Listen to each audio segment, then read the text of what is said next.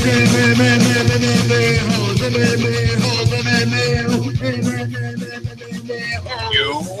like to be a mixed martial a-hole.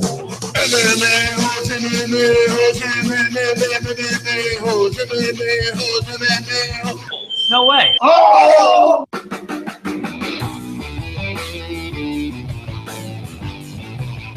MMA-holes,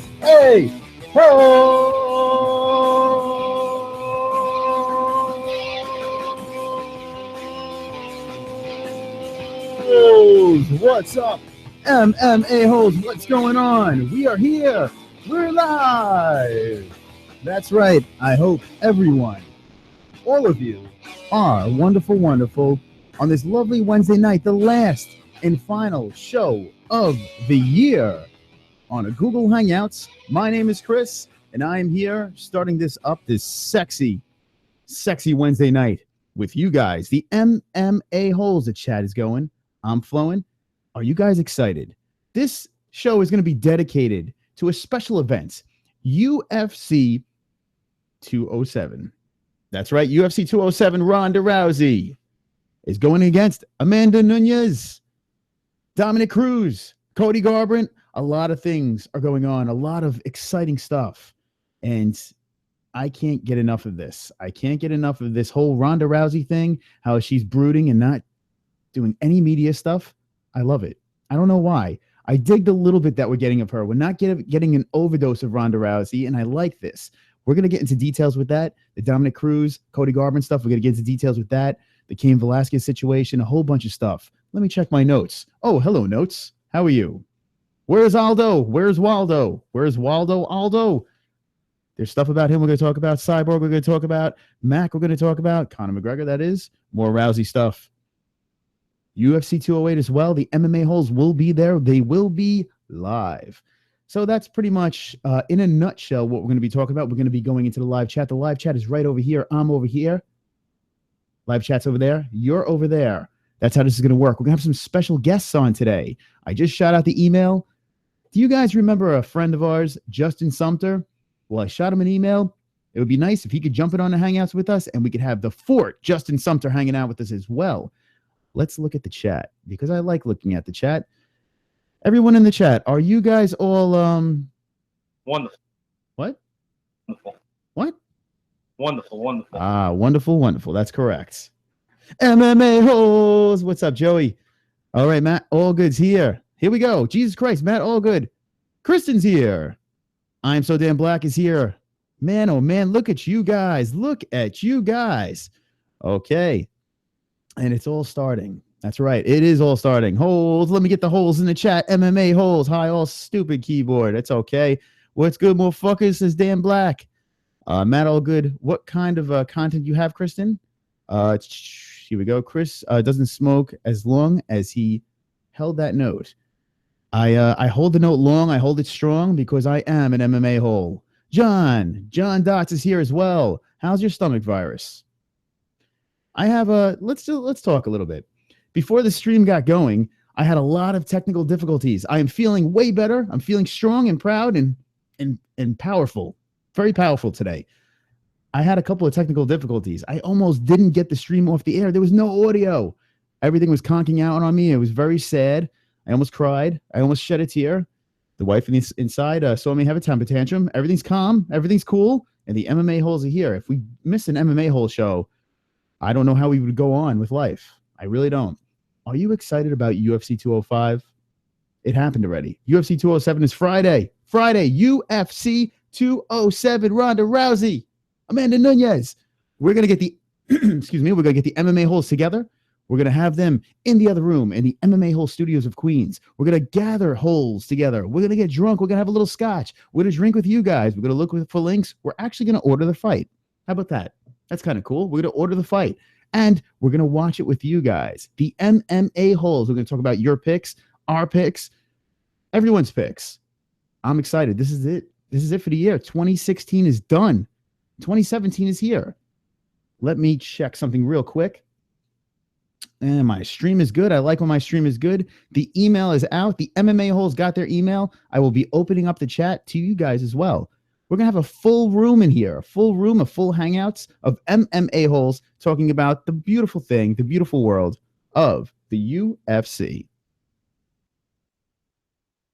All right. So here we go. Here we go. All right. So Kristen says she's better now that the show is going. That's good, Kristen. I like to hear that. Okay, Matt Allgood has question marks in Kristen. Where Carrie at? I need her to tell her dog something. So let me let you guys in on this. Joey with the numbers in the chat challenged Carrie, the Carrie show. If you guys are aware of the Carrie show, Joey challenged her to a brawl, but not to her, to her dog. Her dog and her BF, her boyfriend as well, Matt. It's going to be a three-way match. It's going to be Joey versus Matt and the dog, Adam. Who would win? I don't know. But there's a training video, guys. Check out Joey's channel. Joey has a training video with a montage of him kicking ass, getting ready to beat up a dog. I highly recommend that video. It's definitely as the kids like to say, wonderful, wonderful. That's right, Johnny. That's right. It is wonderful, wonderful. Is Pat Cummings here? Oh. He is here. Pat Cummings is here. I'm here. You're there. We're all here. All right. The chat is out. I am in. Let's see what we got. Jesus Christ every time is here, and Jesus Christ is wonderful, wonderful. How you doing, Jesus Christ? Okay, he's saying hello to the family and happy holidays, and that's right. How'd you guys like our Christmas show with our Christmas song, our wonderful, wonderful Christmas song? On our last episode of the MMA Holes, that's what we did. We had a wonderful, wonderful Christmas with you guys. I hope you guys had a wonderful, wonderful Christmas. I mean, it's the only way to have Christmas. Wonderful, wonderful. Get that a hole in here. They're looking for Carrie. Okay, decided to buy it as well. 207. It's the last show of the year. It's Ronda Rousey's return. I need you right now in the chat to tell me, are you pumped up to see the return of Ronda Rousey? I know not everyone's a big Ronda Rousey fan, but let's be honest. I think we all want to see her in that cage again. It's just something that's spectacle. So hit me in the chats. Hit me with some ones. Hit me with some ones if you want Ronda Rousey back in the octagon. If you're excited about Ronda Rousey being back in the octagon, hit me with the ones. That's right, guys. So New Year's Eve is upon us. It's creeping on us. And 2016 is coming to an end. I said that if the MMA holes get to 300 subscribers, we're going to have t-shirts. We're going to have some fun, wonderful, wonderful stuff. We are closing in on 300 subscribers. By Friday, we will. You can mark my words. We will have 300 subscribers, right, Connor? Yes, sir. Yes, Connor, with the delay, yes. Yes, sir. That's right. We will have 300 subscribers. I could guarantee it. They're the ones in the chat. Joey says, fuck Ronda Rousey. Kristen's in. Matt Allgood throws a 17 up there. Why not? I'm so damn black. Matt Allgood changes it to a 1. There we go. Chasing Tails is here. 1. Vinyl Joe. What's up, Vinyl Joe? How's it going? Nothing like seeing someone getting kicked when they're down. I agree. That is wonderful, wonderful. Matt Allgood. You know it. That's right. I'm glad to see the chat is flowing. I'm glad to have you guys here. This is nice. It's a Wednesday night, and I like hanging out with you guys. It's fun. It's wonderful, wonderful. And we talk about the wonderful world of the UFC. This is what I'm going to do. I'm going to take you guys on a little journey. In our description, I have a couple of links. Now, Chris likes to watch some streams. Sometimes he doesn't like to say how he likes to watch his pay-per-views. But this week, he's going to be doing it legit, and he's going to actually spend some money and watch the pay-per-views. And I decided to start a campaign to help Chris watch some pay-per-views. And this is what I'm doing. Check it out, guys. I'm taking you on a journey. I'm taking you on an adventure to Facebook. There it is. Check it out, guys. Facebook. And if you look at our Facebook page at the MMA Holes, we have the MMA Holes shirts. Holes. We got the shirts. They are officially done. There it is. The MMA Holes shirts. And if you are a Conor McGregor fan, we do have Walk Like a Billionaire. As my screen conks out, there it is. Limited time only. Walk Like a Billionaire. That's right, guys. Walk like a billionaire like Conor McGregor. And we have the MMA Holes shirts. Man, we are really moving up in the world. Check it out. The MMA Holes. There's hoodies, there's lady shirts, there's all that fun stuff. Check in the description. And if you don't want, that's fine. You can go fool yourself. That's cool. Hi, welcome back. 16 viewers, strong in the chat. I like that. I like the 16 viewers. Welcome to the MMA Holes Live on a Wednesday night. The bricks are here at the MMA Holes is what you check out. Gotham Magazine, Chris Weidman's lurking over my shoulder, and I'm here with you guys. Okay. Jesus Christ says, Ronda Hold on. 1 round Ronda will last, hopefully victorious. I feel good about this Ronda fight. I feel very, very good. We will be talking about where we think the fight's going to be going. We will make predictions, but the final predictions are going to be on Friday while we're all scotched up. Okay. Jacob's here. What's up, Jacob? Jacob, you sure are. Uh-oh. Ellen's stuttering. Ellen's happy to see you. Connor, you happy? Yes, sir. Everybody's happy. Jacob, welcome. Ronda. Okay, here we go. Ronda has been humbled. Dog. Did you just call me a dog? With a W? She was talking about playing WoW on Conan's. There we go. World of Warcraft. She was talking about it on Conan's. How about that? I don't know. What do you guys think? Talk to me, guys. Ronda Rousey. A lot of people saying if Ronda Rousey loses, Ronda Rousey will retire and ride off into the sunset. If she wins, she's back. Ronda Rousey's back. She has a couple of good fights in her. And I need to know from you guys, are you guys excited about this Ronda Rousey? I knew I saw some ones in there. Do you guys think that Ronda Rousey is going to pull it off against Amanda Nunes? Let me know right now. I need to know. Will Ronda Rousey win? Yes. 1 is yes. 2 is no. Will Wanda Rousey win? Here we go. Okay. Jesus Christ says Nunes is like a man. He can handle the loss. Ronda will kill herself. That's what Jesus Christ says. Kristen says, not making any bets. 206 killed me. Well, if you want to make bets, you watch the MMA holes, because on Friday, I will give you my guaranteed final picks. And I always get my picks right because I'm Mystic Moss. Did you just say dog, says Joey? Yes, I did. Every time a dog is mentioned, Joey wants to get into fisticuffs with a dog. Guys, in the chat, let me know, can dogs do push-ups? That was a question in an earlier stream on another show, and I think it's a good question. Oh, here we go. Gib67's here. I will never trust Cain to main event a pay-per-view again. Cain Velasquez. I think it's time for Cain to go. I think we're done. Cain's pulled out multiple fights, multiple times. And also, Cormier, man, what is with AKA? It's crazy.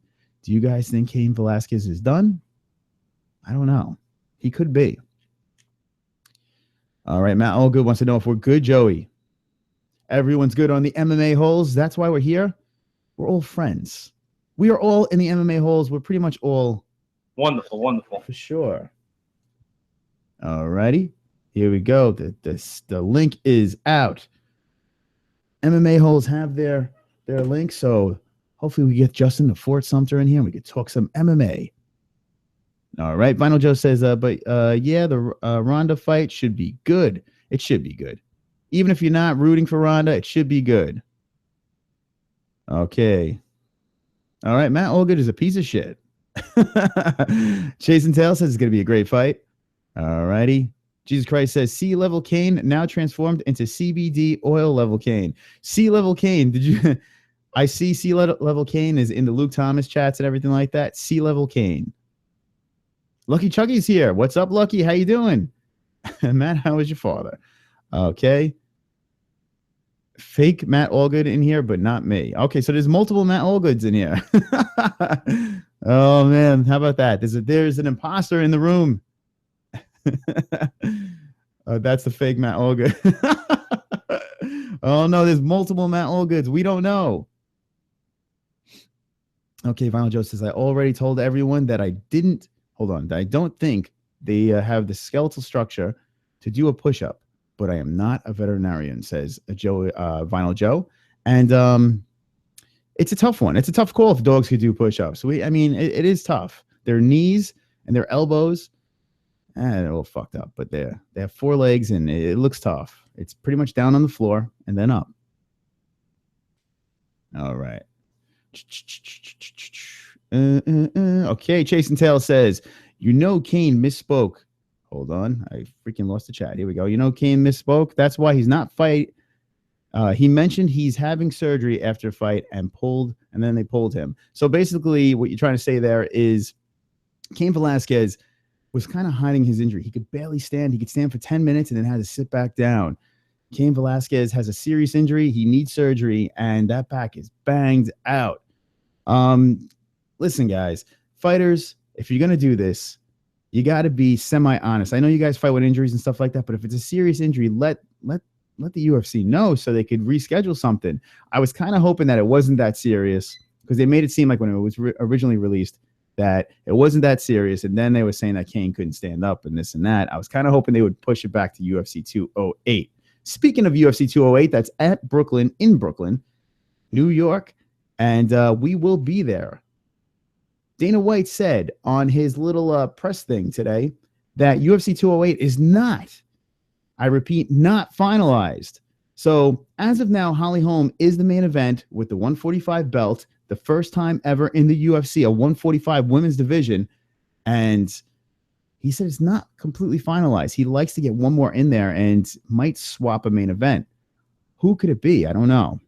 There's a lot of weird stuff going on when it comes to Khabib and Ferguson and Aldo is jumping around with Nurmagomedov and all that crazy stuff. Say Nurmagomedov a million times really fast. Okay. Okay. You have to ask the dog, really? Josh Barnett, what's next for him? Josh Barnett, another one that got nailed with the USADA stuff. I want to see the full details of that, Gib, before that unravels and unfolds. Josh Barnett doesn't look like a really jacked up man, but it's weird that he's flagged for that stuff. We have to find out some more details about that to know what's up for him, but he's been fighting forever. I mean, I wouldn't be surprised if he's on his way out as well. I mean, he's been around for a long, long time. Although he hasn't looked horrible in his last couple of fights. Matt Allgood, that dumb shouldn't have given that interview. He said a slang for Hispanic. Lucky Chucky funny. Jesus Christ. Who and where is the peanut guy? Where is the peanut guy? Where are you, peanut guy? Where is Mexican? Don't worry. I have faith in my MMA holes. I think all good isn't all good, says Lucky Chucky. Jay Hobo's here. Welcome, Jay Hobo. You are for sure. Where is it? Wonderful, wonderful. That's right, Jay Hobo. Okay, the main event is Mike Pyle. That guy is so entertaining. Yeah. Well, I don't think that's the main event. He is there, but I don't know about that. Okay, oh, good. LOL, Violent Joe. I never seen a dog do a push-up, but I have heard they are instinctively insecure about doing physical training in front of humans. They have that. Well, I had a dog that didn't like to poop in front of us. Got very embarrassed and very shy, so it's possible. Okay, Matt Allgood's booting the other one out. There's a Matt Allgood versus Matt Allgood fight. What did they have? Okay. I'm assuming that's a that's a fake Matt Allgood in there. Wants to know why they do have referees for fights between blacks. That's what Matt Allgood wants to know. You guys are nuts. You're nuts. All righty. Okay, Jesus Christ says, Kane has the same problem with me. Can't stand 10 minutes without a joint. That's from Jesus Christ. Matt Allgood says, no, that was me, Vinyl. I'm So Damn Black says, want to watch that Hendricks fight more than anything. Hendricks Magny. Let's check it out. Guys, I'm going to take you on a little journey, a little voyage, a little adventure. You guys want to go on a trip? Because that's what I do. I take you guys on journeys. I take you guys on adventures. And if you're new to the MMA holes, welcome to our Wednesday show where we talk about UFC, MMA, and if dogs could do push-ups. That's what we talk about here. Thank you for joining us. Okay, here we go. Let's go on a journey, on a voyage, on an adventure to the UFC.com and check it out, guys. This is UFC 207. Amanda Nunes versus Rowdy Ronda Rousey. 12-1-0, 13-4-0. Let's do this. But the reason why I came over here is we're going to jump to a specific fight right here. Bang. There we go. Johnny Hendricks versus Neil Magny. Check it out. Now, Ian So Damn Black says, want to watch the Hendricks fight more than anything. And the reason why you want to watch this fight is this can be Johnny Hendricks' last hurrah. He said if he lost his fight, I think Big Rig is done. Now, that's a bold statement because Neil Magny is no fucking joke. Neil Magny is a beast. I know he's coming off that loss, but he lost to a good guy. And check it out. Check this boy out. Okay, we're going on Neil Magny, checking out on a little adventure. A little trip. Okay, so here he goes. The Lorenz Larkin fight, man with the bell shaved on the side of his head. Shocking KO over Neil Magny, but look at these three in a row. Lombard, Awesome fucking fight. The first round, Lombard was beating him down. Next round, Magny was like, no, not today. Kelvin Gastelum, big freaking win, guys. Kelvin is a beast. You saw it against Kennedy. Kelvin is no joke. And Eric Silva, 3 in a row. He was hot. Got a little setback from Larkin, but I think he's going to bounce back with this one. Now, you got Johnny Hendricks, okay? Check it out. Johnny Hendricks. There he is. Boom, Johnny Hendricks. Remember, this guy was the champ. This guy over here was the champ. Unfortunately, his hairline's not the champ anymore, but that's fine. We don't care. Here we go. Johnny Hendricks. Okay, check it out. Johnny Big Rig Hendricks caught a beating from Kelvin.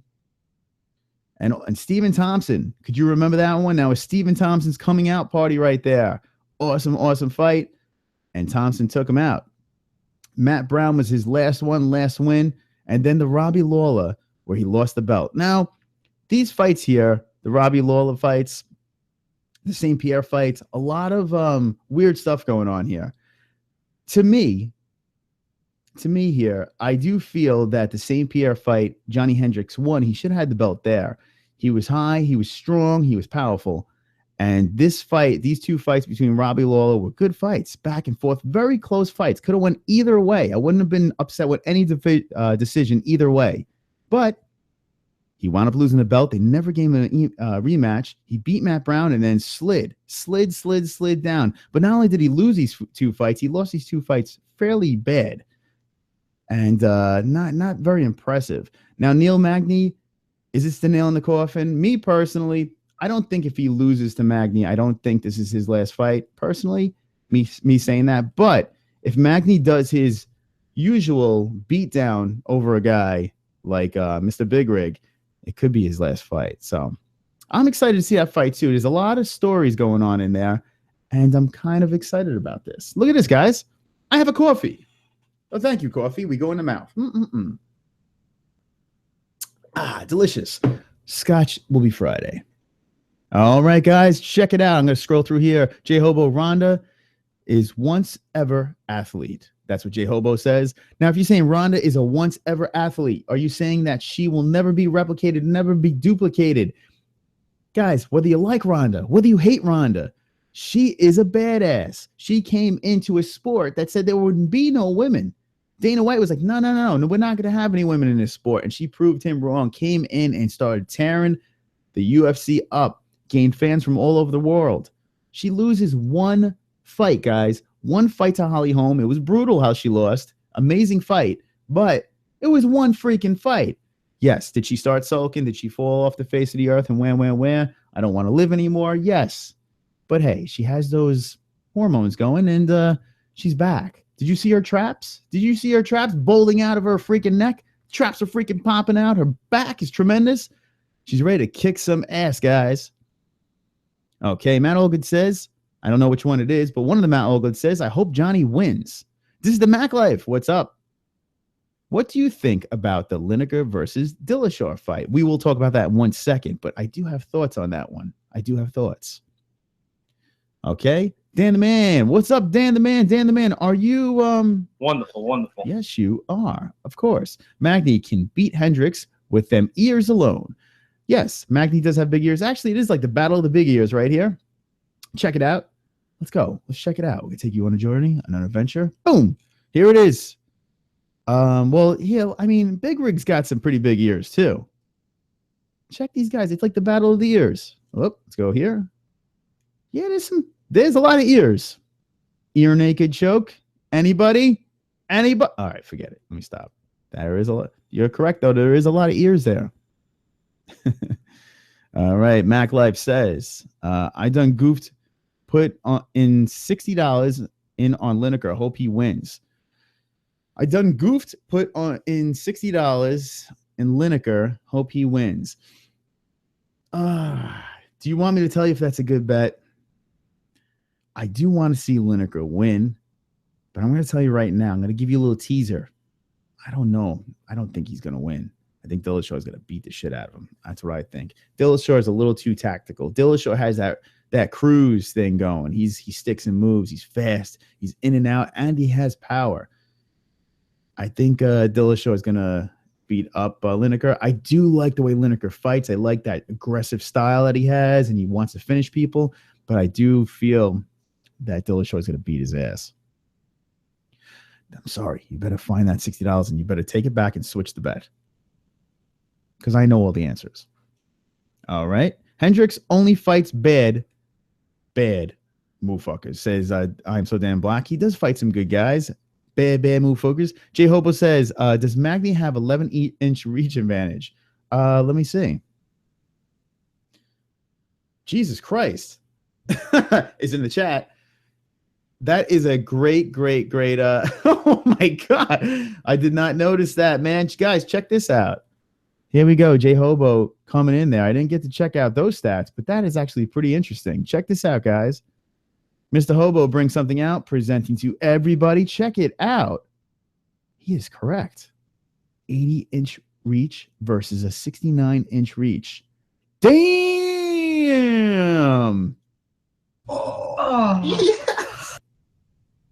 That's correct. That is correct. There is an 11-inch reach advantage. Magny, oh boy, it's going to be a long day for Johnny Big Rig. It's going to be a long day. Will we see vintage Big Rig? Ever since the whole USADA thing dropped down, it hasn't been the same. It has not been the same with Johnny Hendricks. It just seems like that whole steroid thing. Then he had trouble making weight a bunch of times and stuff like that.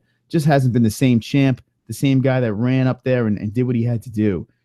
But who knows? Maybe we'll get vintage Johnny. That'd be pretty interesting. I would like to see a vintage Johnny versus Neil Magny fight. That'd be fucking awesome. All right.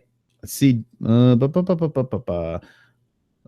Let's see. Okay, scrolling through. Kristen is here and says she is really fit this time around. That is Ronda Rousey. Yeah, Ronda Rousey's swole this time. J Hobo. Yeah, Ronda looks in top shape. Still hoping she gets KO'd. A lot of people are on your side there, J Hobo. A lot of people do not like Ronda Rousey. Jesus Christ. Could but isn't sure. Lucky Chucky says Matt Allgood is an old fat cow. Okay, Matt Allgood. But you want me to stream. Okay. Here we go. Jesus Christ says Ronda looks more round Ronda Rousey. Ronda Rousey. Well, she does. I mean, I'm telling you, she looks like she's in pretty damn good shape this time around. All right, here we go. J Hobo says Dillashaw is going to win. I concur. Vinyl Joe says I don't want you to stream because you are a fake one, and you know that where that's going. That's going to a certain man in the chat. Okay, it would probably hold on. Vinyl Joe would probably be just a video. Playing pre-recorded or whatever. Okay. Herbean is here. No. Herbean gives us a no. Herbean, why are you giving us a no? Yes, sir. Connor wants to know why too. Vinyl Joe, yep, he's fake. All right. Jesus Christ says Dillashaw has this MILF with him. If he wins it, will be a miracle. Doesn't look sharp, but we shout for Dillashaw always, says Jesus Christ. Herbean, Hendricks has been USADa'd. He won't win any fights anymore. That's for Herbean. That's a bold statement. Hendricks has been USADa'd. Hendricks has never been the same, Big Rig. I don't know what happened to this dude, but he's never been the same fighter. I don't understand. Remember before Robbie Lawler, before the St. Pierre, as I knock my lights over? Remember before that, Johnny Hendricks was a badass. He had that freaking pop. He would hit you hard, hit you strong. He would take a punch and throw it even harder. He was a bad motherfucker. And man, he is a shell of his former self. It's kind of coincidental. Kristen says, like Kennedy versus Rockhold, that isn't easy. Kennedy versus Rockhold, two badasses right there. Herbean C says, Ronda does look in the best shape of her UFC career, but, and I say but, what's up with her not doing any media? That's what Herbean says. So Dana White was talking about this earlier. She's not doing any media, and she wanted that in. She wanted the Conor McGregor approach. You know, after he lost to Diaz and went back again, he was like, you know what? I don't want to do a media anymore. But she took it to the next level. She's not doing press conferences or anything. And I got to say, and Dana White says this is the only time she is doing this. So if Ronda Rousey does win and fights again, he's not going to let this fly anymore. But he said she's always done her obligations. She's always been there. She's always been strong. So he's going to let her pass on this one. I don't mind it. I don't mind it. For some reason, I feel that this helps the allure of Ronda Rousey. I like those weird commercials where she's staring creepily into the camera and she doesn't really say anything and she's just wrapping her fucking hands. There's something about that makes me want to watch this fight even more. I don't have to hear her talk for some reason. There's just something that's getting me more pumped up by just seeing her sit there with her puss face staring at the camera. Maybe I'm crazy. Maybe you agree. Maybe you don't. But I'm going to buy the pay-per-view. So I guess it worked. I guess it's not having Rousey do any media worked, for me at least. Okay, King Clan is here. What's up, King Clan? Hey, guys. Hey, King Clan is here. And let me read the comment before I show this. Ronda loses, she will quit. All right. He says it's her destiny to win. And I think she will run through Nunes. I concur, King Clan. I agree. Conor, do you agree about this? Or what do you say? Yes, sir. I do feel it's an easy fight for Ronda. And we will discuss this more. My opinion could change on Friday. I highly doubt it, but it can change. But like I said, I highly doubt it. Okay, guys, here, check this out. We're going on another trip, another adventure, another journey. Hey, wait, before we do this, I see a gentleman is here. Guys, brace yourselves. Brace yourselves. There's a man in the chat, and he is known as the Fort, Justin Sumter. Justin, welcome. Thank you for having me again. Thank you for having me. All right, Justin. We lost your audio for a second. Okay. Can you hear me? Mm-hmm. Hold on one second. Let me see. Hear you. Hello? Okay. Can you hear me? I don't hear you, but hold on. Guys in the chat, let me know. Do you guys hear Justin? For some reason, I'm not hearing him right now. This is the same shit that happened last time. This could be on my end. Let me see. Oh. USB mic, audio system, iMic. Okay, hold on one second, Justin. My apologies. Can you hear me? No worries.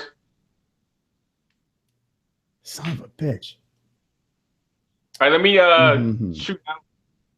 All right, so it looks like you have audio. Okay, you guys hear Justin good. Why am I not hearing Justin? This could be a problem. Let's see. Where's my picture? Justin, give me 1 second here.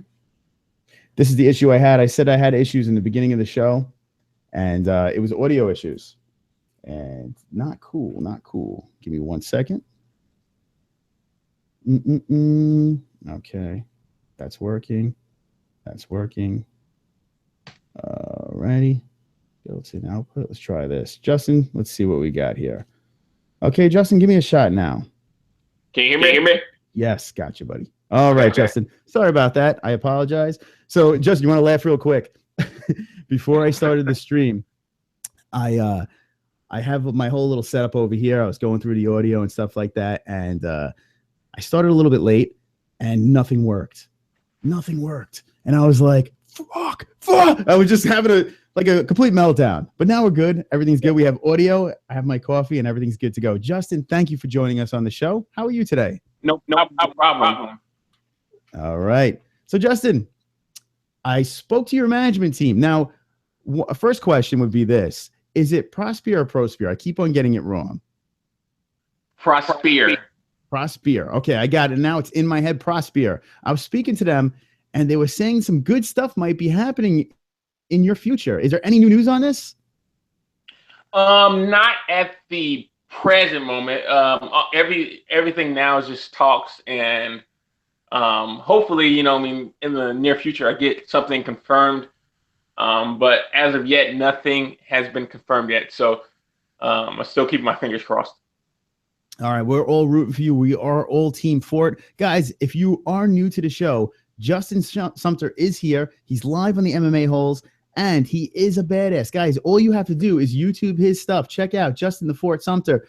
Your YouTube channel, if we just search Justin Sumter, it's going to pop up immediately. So, guys, after this stream, check it out. Justin Sumter. Check him out on YouTube. I'm telling you, you're going to want to see his stuff. He is one of the coolest badasses that we've ever seen and met on the MMA-HOLES, and we're honored to have him here. Thank you. I wouldn't say I'm the coolest. There's some pretty cooler, way cooler people than me, but I appreciate it. So we got the chat going. I see Lucky Chucky says, hello, Justin. Hey, Lucky Chucky. Jesus Christ says, hello, Justin. So they're happy to see you guys, and I'm happy to see you guys as well. How pumped Justin, how pumped are you about this UFC 207? I'm freaking, I don't know why. I am super pumped up about this card. Well, you got to leave it to the UFC to, end the year with a bang. And this card is definitely a bang with Nunes versus Rousey, Cruz versus Garbrandt. And you got Dillashaw and Lineker all headlining this show. And it's just going to be a phenomenal show. I just hope for good fights. Hopefully there's no blowouts. And, we see some great technique from all these people. I think it's going to be a home run, this card. I really feel good about it. It kind of sucks to see that Cain wasn't able to get his stuff together with his back. What do you think about that? Cain Velasquez, do you think this is it for Cain? Do you think this is one injury too much? Like me being a fighter, that's like the worst thing. Like you train hard and then, like something just comes up that's like really nagging you and you can't compete. And hopefully, it's just like, that one outlier that kind of messes up his game, but hopefully he'll come back strong and compete again because he's a great competitor. I love watching him fight. Yeah, I was really hoping that he would make another run. Cain Velasquez is one of the greatest. He really is. He's had some historic fights, and to see him go out like this would kind of suck. Real quick, from Scotland, King Clan says, "Yo, Justin, shout out from Scotland." Oh, appreciate it from Scotland. That's awesome. Yeah, he is a cool dude, King Clan. King Clan actually won a contest. I'm going to put it up right now. He won our contest. The MMA-HOLES got him a little bit of an autograph from presenting to everybody. Check this out. There he is, King Clan, with his magazine. His dog, it looks like, is going to kick someone's ass. But pretty cool. And Wonder Boy threw a nice like on there as well on his Twitter. Really awesome. I'm so glad that we got this in one piece to King Clan. And he definitely is an awesome MMA-hole, and it's good to know that we have some good fans out there. And now he also is a Fort. He's part of the Fort Army. Nice. That's right. So there you go. That was King Clan. Here we go. Let's check out the chat. All right.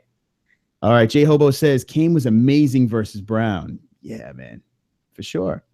All right. Those kicks were something else. All right. Let's see what we got over here. So the chat is going strong. We have a nice flow in our chat room over here. This is good. You came in at a good time, Justin. So this is what I'm going to do. I'm going to brush across the UFC 207 card. I'm really, really pumped up. So let's check this out. We're going to take you guys on another trip. It's good to have Justin here. It feels good. It feels good to have Justin. He is an MMA-hole. He said it in the last time he was on. All right, here we go. Check it out. There it is. Presenting to everybody. Guys, check it out. Justin, can you see this? Yeah, I can see it. Very good, very good. So, yeah, it looks like the card keeps on shrinking with people getting hurt and yanked and this and that. But you got to look at that main card. You got to say, okay, this is some good stuff, some fun stuff. Now, my question to you is, I'm going to go through this. Does anyone on the prelims stand out to you guys? I mean, there's some good names on over here, but I really like this the Johnny Hendricks and Neil Magny fight, just because this is kind of if Johnny Hendricks loses this, it kind of pushes him out of the top 10, I believe. Magny is like he's just had a resurgence in the last 2 years. He's really stood out, and I think this is a good fight for Magny to win. If he loses, it's not that bad for him, but for Hendricks, this is a kind of a make or break moment. He can still stay in the kind of the title contention after getting beat by Wonder Boy like he did. That kind of set him back like tenfold. So I think this is a great fight, and I think on the undercard, this is really the one to watch for. So they brought a good point to a good thing in the chat room. This is why I like to hang out with the MMA-holes. They brought out the fact that Magny has an 11-inch reach advantage in this one. Yeah, he has long arms, and I think that's really in Magny's striking. As like from Hendricks back in the day, like no one could really mess with Hendricks because he was a strong wrestler, and then like once you try to stand up with him, he'll just try to pop you with his power. But people got like smart to that, and like with good movement, you can out wrestle a wrestler and just keep him standing and just piece him up. And I think that's exactly what Magny's going to do. But I think he's going to try to, because Magny does a great job of mixing things up. He loves taking people down, taking them back, and submitting them. So I think this one's going to be a battle of him keeping it standing, and then when Hendricks makes a mistake, he's going to jump on his back and try to choke him out.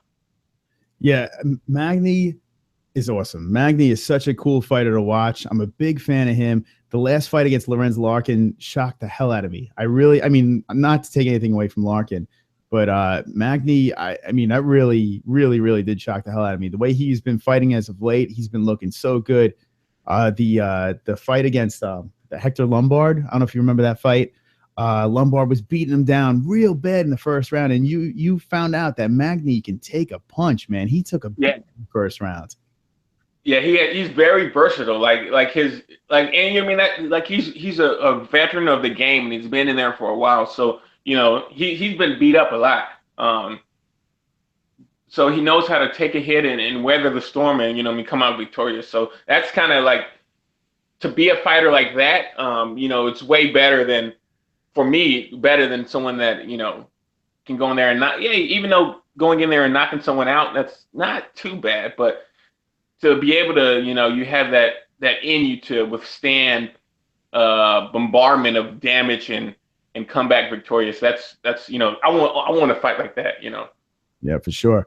I really hope we see vintage Big Rig in there. But like I said before, I'm such a fan of Magny and the way he fights. My heart is going the Magny way, but it would be fun to see Big Rig come back and be that old Johnny that's swinging. He used to do everything right. He was a good wrestler. Just drops bombs on people.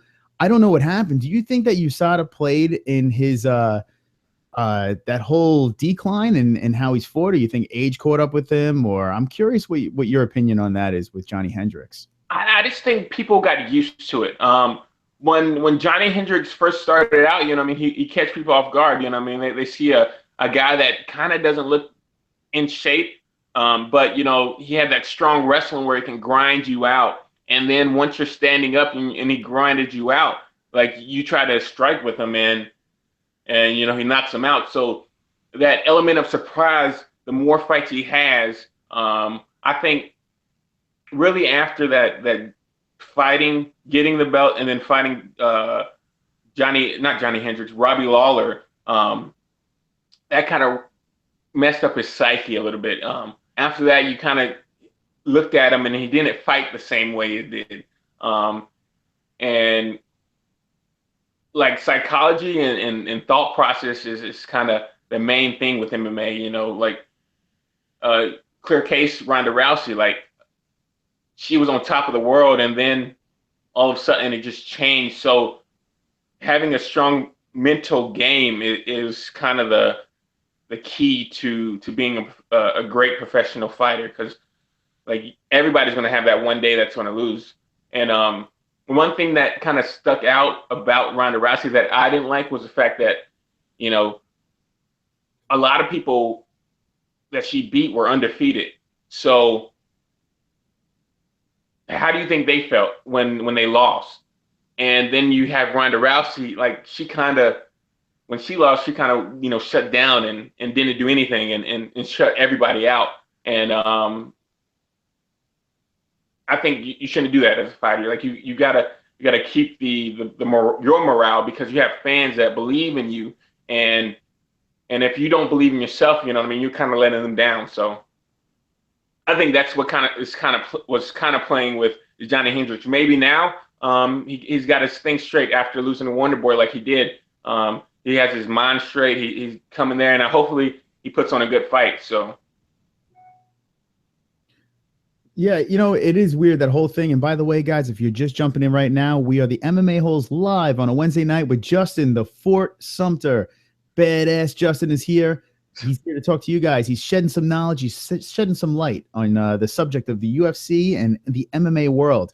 Now, Ronda Rousey, that whole thing, the way she handled that whole situation, even if you are a fan of her, you can't say that you did like that. I mean, it was kind of like a child sulking and just like, wow, look at me, and then she just fell off the face of the earth. The whole thing with Brown and Edmonds, like that whole thing is very unlikable. And I kind of get how people could really dislike that sort of personality and how she handled the situation. Now, have you seen her now? Like, she's not doing this media stuff. First, I'm going to ask you, what do you think about that with her not doing the whole media thing and her physique right now? It seems like she's in better shape than ever. Do you think that she's in the zone right now? Do you think that she's doing all the right things to get back on top, or is she just still a crazy head case? It's kind of too far to say right now, with the fight being so close and, there's no camera. So I don't know her mental state but the only thing I know is her physical state. It definitely shows that she's one coming in there in shape, better shape than she's ever been. Cause I think she looks phenomenal right now. But I can't speak to her mental, but it's good that she's, staying away from the cameras. Cause, like being in that limelight, she was aware of what everybody said about her. And, coming back from that fragile state back into the limelight, like she is going to be, like anything could probably, trigger a different or a past thought. So, like, oh, she wasn't great. You know what I mean? So that could pop back up in her head, and she doesn't want that. So staying away from the cameras, I agree with that. I know some of the fans probably don't agree with that, but for her mental state, I think that's a good look for her. Yeah, I was saying in the beginning of the show too as well that there's something about this that makes me want to watch the fight more. I kind of like this whole like secretive Ronda Rousey, like not opening her mouth and brooding and just like that quick shot of her and then, the comeback and this and that. So for some reason, it's working for me. Like regardless, I was going to watch the fight, let's be honest. But now I want to see it more than ever now for some reason. Like I kind of dig it. I don't care if she doesn't show up to these press conferences. All I want to do is see a good fight. That's pretty much what I want to see. Yeah, one thing I didn't like is the fact that, it's big. They kind of turned it back into the Ronda show, even though Ronda's not the champion, Nunes is the champion, and she dominated, she destroyed the champion at the time, Miesha Tate, and got the belt. And what I don't like is they're not giving her adequate light, They're kind of downplaying her. They're like, oh, well, she has the belt now, but Ronda Rousey's going to come and beat her. But one thing I want to say about the Nunes and Rousey fight is that don't sleep on Nunes. Like I've been telling a lot of people, like, oh, Ronnie's going to come back and get the belt. And I was like, don't be pretty sure, because one, if you look at Nunes' fights, she is. I like to compare her to that of Cyborg. One, she's not as brutish as Cyborg. She's a little bit more technical, but she kind of carries the same power. She's a great grappler. She's also a great striker. So I think Ronda has to come with a good game plan, a way better game plan than she did with Holly Holm trying to box a boxer.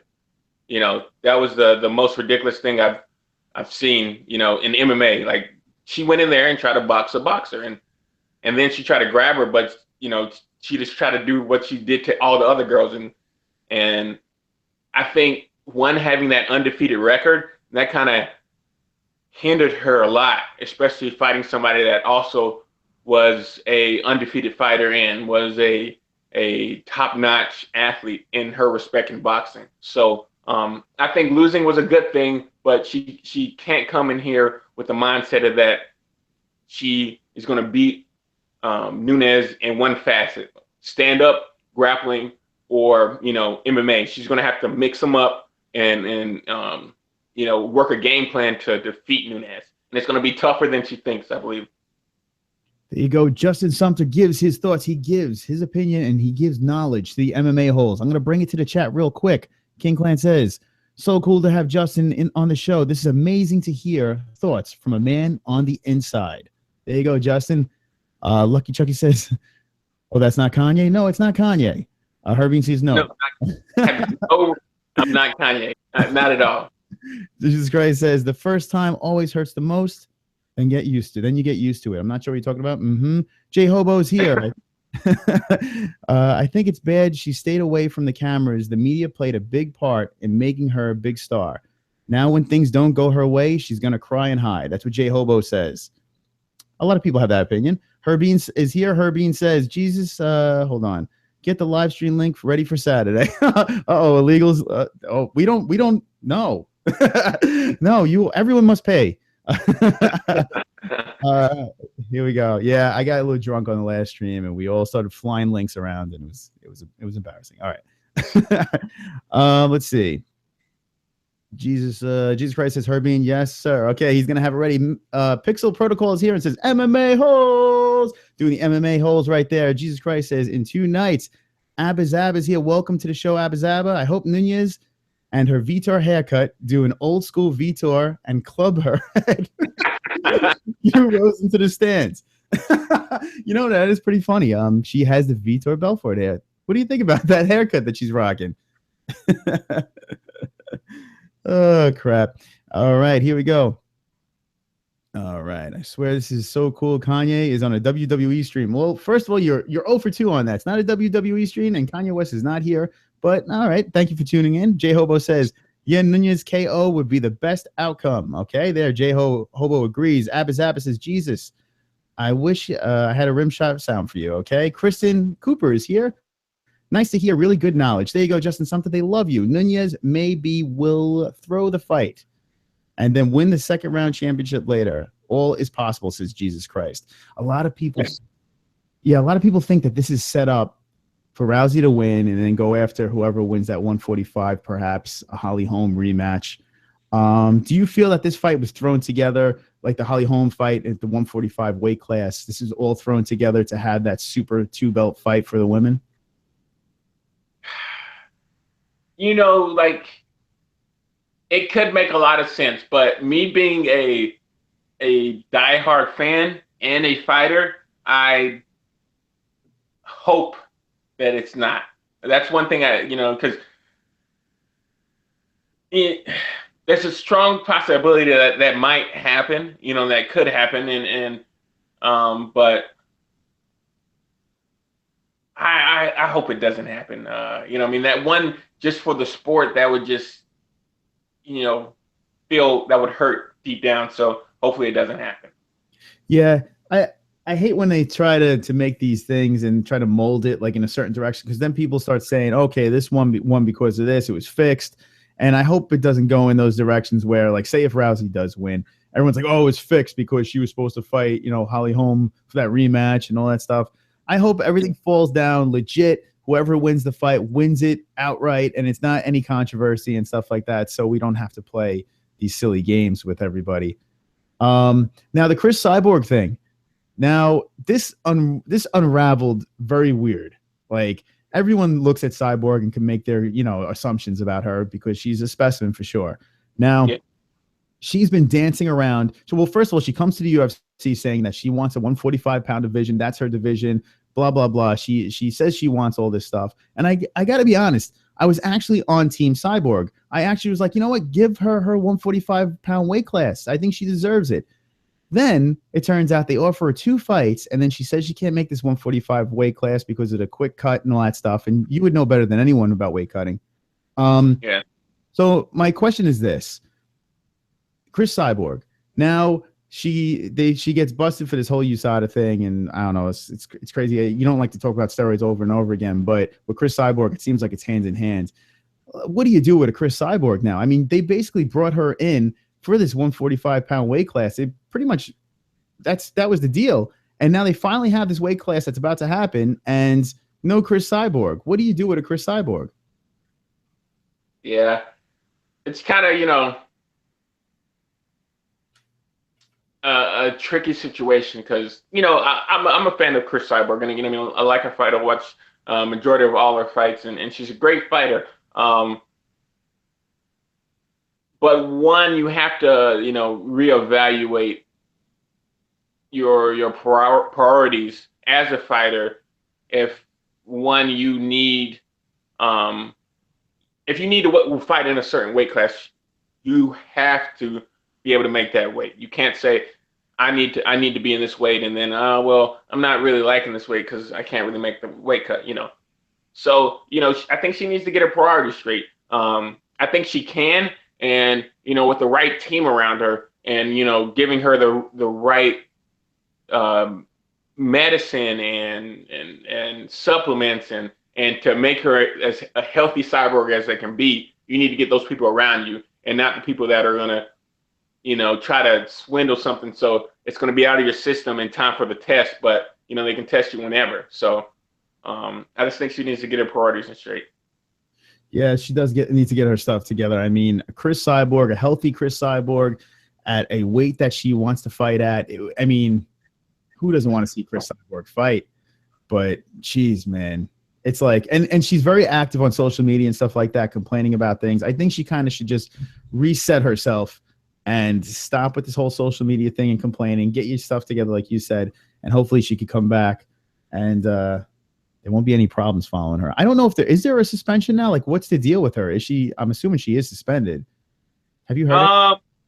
I haven't heard it, but normally they just do like a temporary suspension until they find out exactly what they violated, and then they'll tack on to the time that they already suspended them.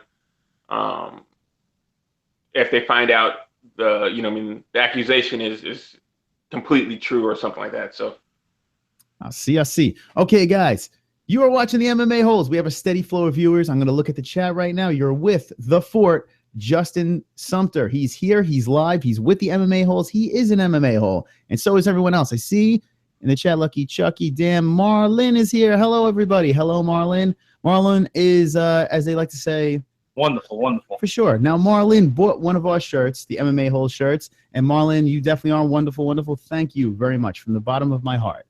Herbean says, oh, no, she's here. Are you talking about Marlin? The dude is here. I heard Matt was, okay, he's talking about some other stuff. Okay, Lucky Chucky says, I love you, Marlin. Love. There's a little love in the chat. I like that. We make relationships and love blossom in the chat here on the MMA Holes. Pixel Protocol says, if Rousey loses again, is she gonna flip out? If she loses again, I think she's gonna fall off the face of the earth. I do see that's gonna happen. What do you think, Justin? Is she just gonna lose her mind, or what's gonna happen if Rowdy Ronda Rousey loses? Hopefully, she just ties her boots tight and goes back in the gym and trains again.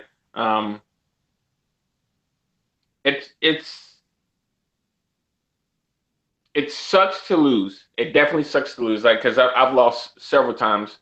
But being a fighter, that's you don't lose, you learn.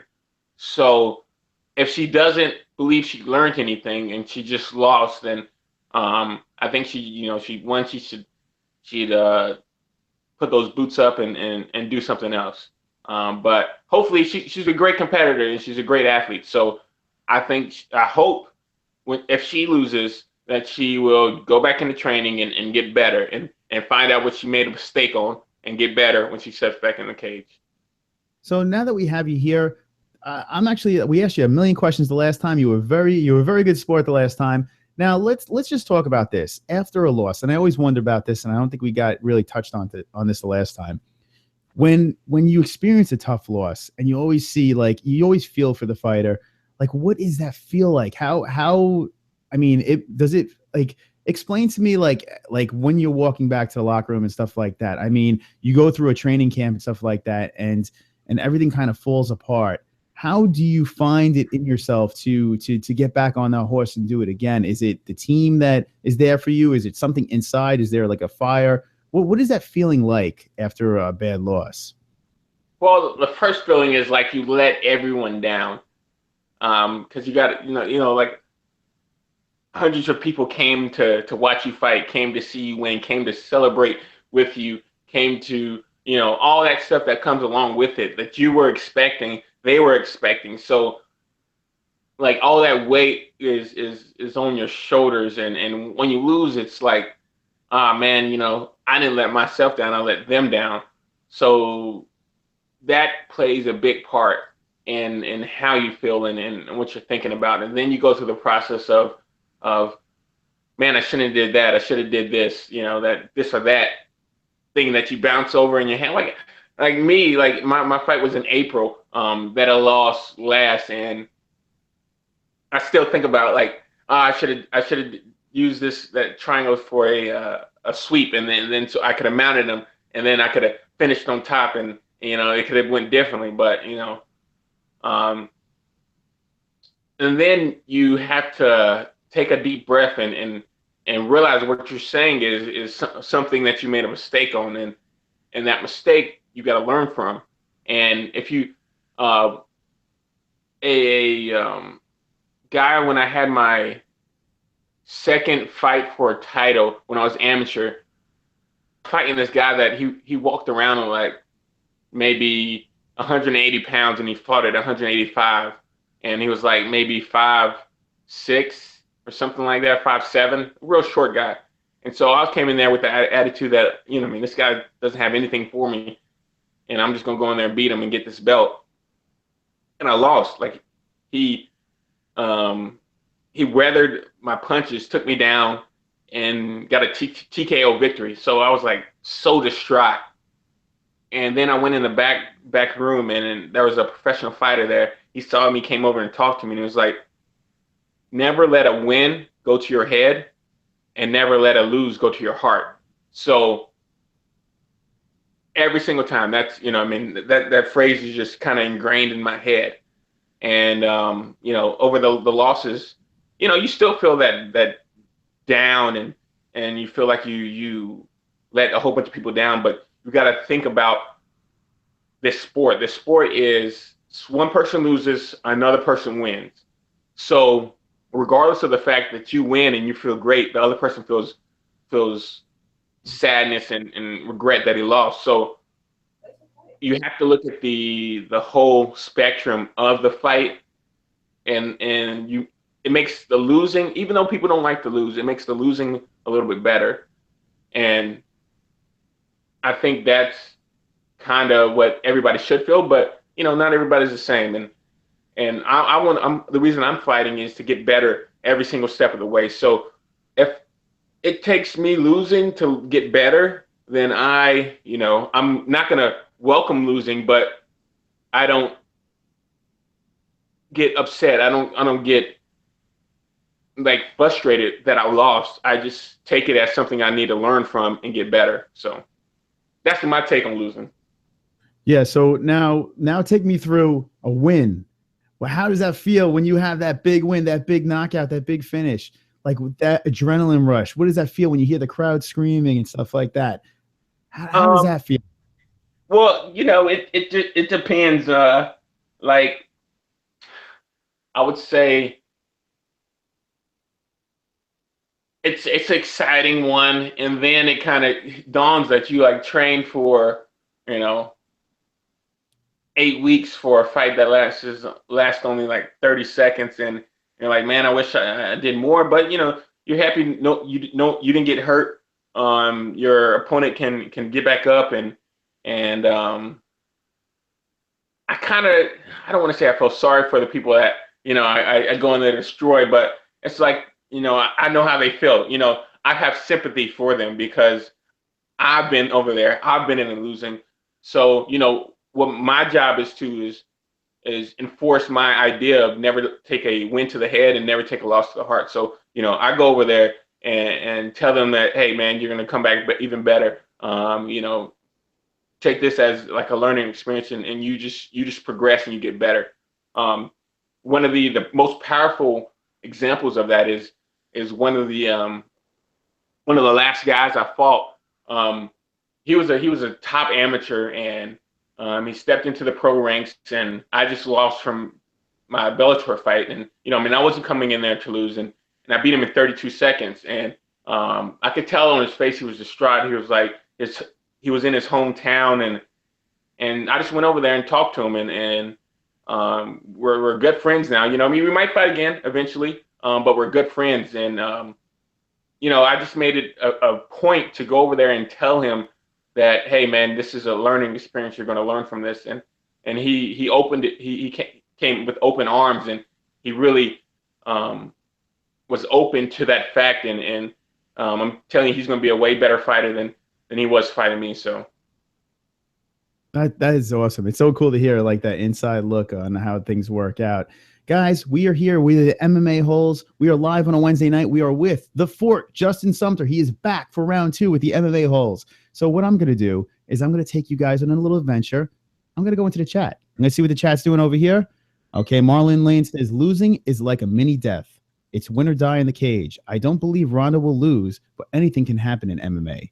I believe she will pick herself up again, like in judo. That's what Marlon says. There you go. Joey with the numbers says, his cooking is almost they're hitting on Marlon in the chat. How about that? Okay.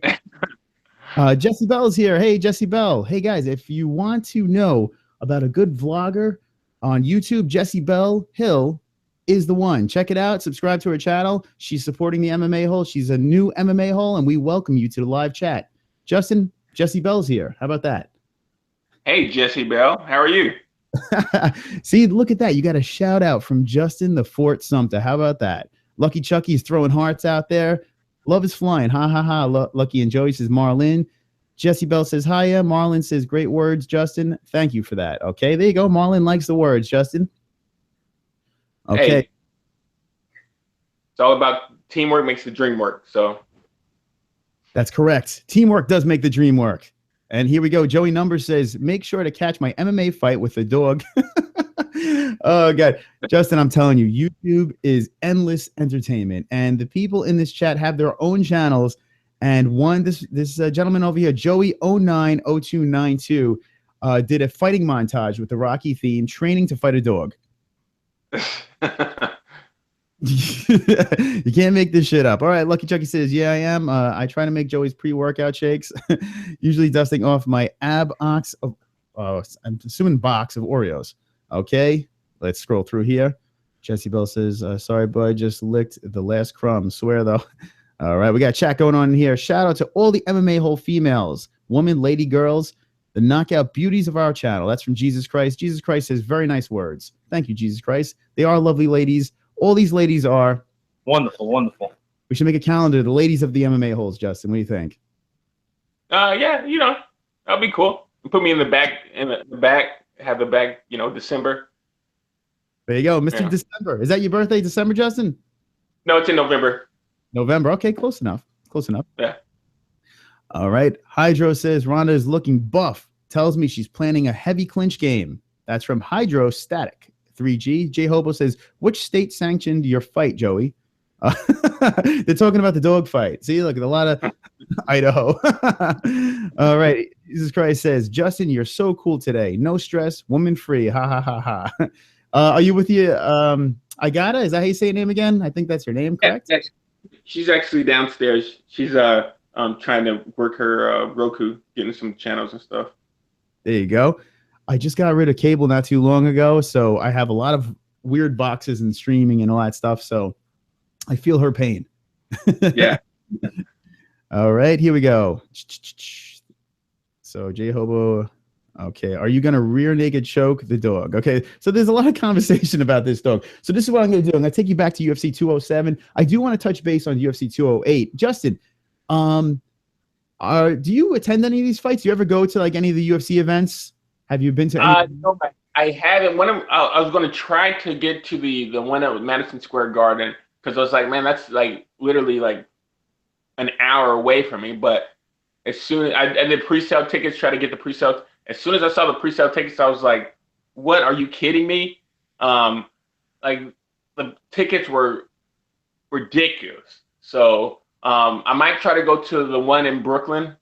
I'm not sure yet, but I might try depending on if I can, you know, squeeze it in the schedule. So yeah, that'd be awesome. Let us know if you do go to the Brooklyn one. Let us know. Maybe we'll do a meetup. I'm trying to do a little MMA Holes little meetup bring some T-shirts and have some questions for the crowd to kind of solicit our style to the UFC 208 crowd. So yeah, if you do go to UFC 208, hit me up. Maybe we'll meet up for a little tailgate. Definitely. An ice cold tailgate in February. It's gonna be nice.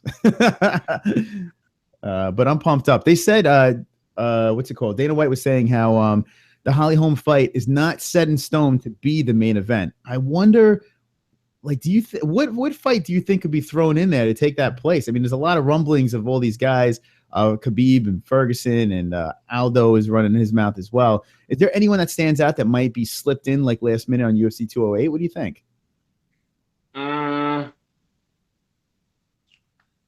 I would like to see the Russian against shoot, what's the name? Against Ferguson, yeah. I think that would be a good fight. One to, squash the beef, because they've been talking a lot, and I think that would be it. But one, I don't want to well, that's kind of a belt they just made up to give. So, but it's still a championship belt. So I think that should be the main event, and then fill underneath. But it is what it is. If they want a different fight to be before that, then go ahead. But I think definitely Ferguson and what's his name, Magomedov, or yeah, Khabib Nurmagomedov. That's the closest I could get. Yeah, that's the closest I could get. If they drop that fight on that card, oh my God, my head will explode.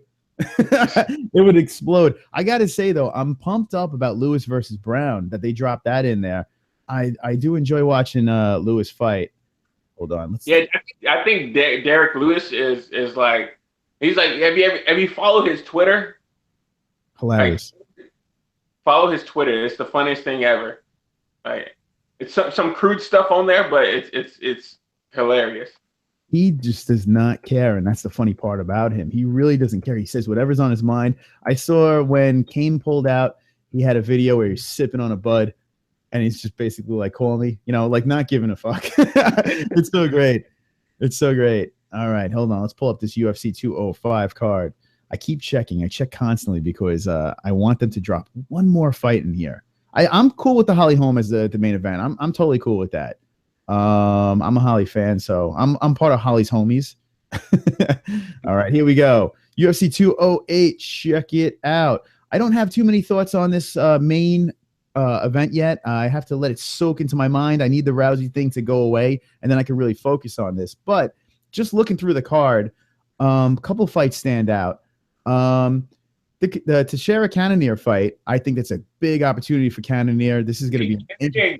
Cannonier is a strong player, especially in his last fight. He really showed some skills. So, Teixeira is like one of those heavy hitters. I think if Cannonier can use his striking, the way he fought the last fight, I think he has to play this a little bit more technical. Glofera is like he's kind of like a cat, so he'll pounce on you, and his conditioning is way better than the guy he fought last. So, but this is a great shot for him. Like this this kind of messes up the whole ranking, because this guy, he comes out of nowhere and beats the top 3 guy. And he puts an eye on him. So he's an awesome kickboxer. I don't know if you saw his last fight. I forgot who he fought, but check it out. His skills are definite.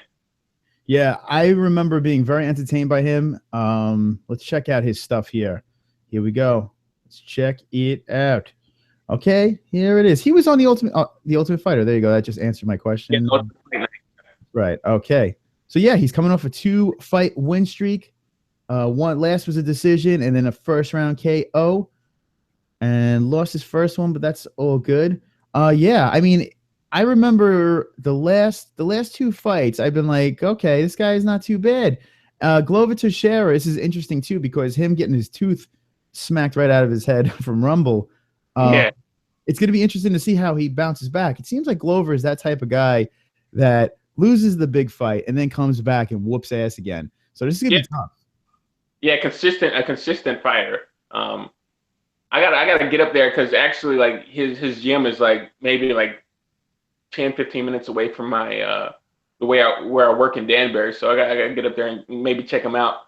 Um, yeah, this is this is I don't want to say it's a make or break Texera because I'm sure he's if he loses this, he's 2 fights back in title contention. So um, definitely, but definitely he has to be on his toes, especially with someone who's has good striking and a good chin. But he hasn't been hit by Glover Teixeira, and that could have been the difference because he was letting that other guy just hit him in the head, and he was just walking through him. So he should not do this with Glover Teixeira.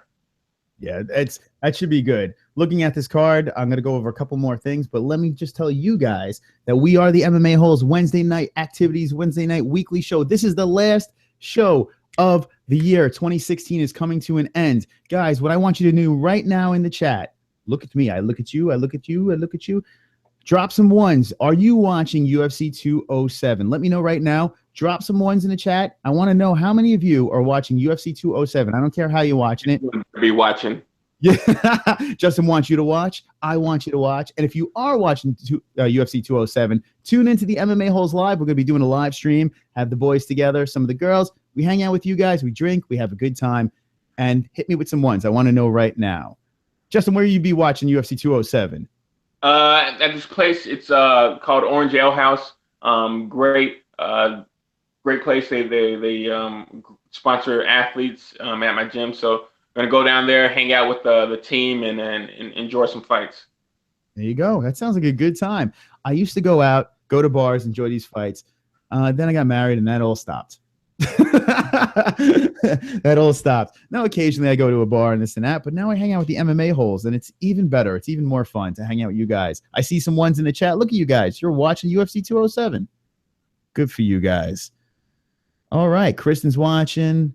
Iman, Eddie Manster's watching. Joey's watching. Lucky's watching. Marlin's watching. Everyone's watching. Awesome stuff. Cool stuff. Guys, I like to see this. I like to see you guys a hardcore UFC MMA extravagant. Who cares? All right, UFC 208. I want to go back to this one real quick. So I do have some thoughts. I want to pick your brain while you have you here. Present to everybody on an adventure. That's 207. Here's 208. So where is it? Where was I looking? So here we go. Brown Lewis. I don't know why I'm so excited about this. I don't know why. I just want to see Travis Brown get his ass beat. Is that wrong? No, it's not wrong. I think this is a tough fight for Brown. I think Derek he can withstand a strike one, but he has to watch out for the linear kicks. I think linear kicks are going to be a major factor in this fight. So I just think Derek has the power and the tenacity to kind of walk him down, and he's been looking progressively better from his last fights. You know what I mean? Like his takedown defense has improved drastically. His footwork have improved drastically, and if you have someone with this power, his ability to adapt and get better and better really plays a factor in an athlete like himself. You might look at him and it's like, man, this guy's just a chubby guy, but he definitely has the ability to improve further than he is right now. So I'm just anxious to see how he progresses in his career. Travis, this is kind of like a must, grab fight to stay in the top 10. And especially in the heavyweight realm, once you get out the top 10, it's kind of hard to get back in there. So this is definitely going to be a show your guts type fight for Travis Brown.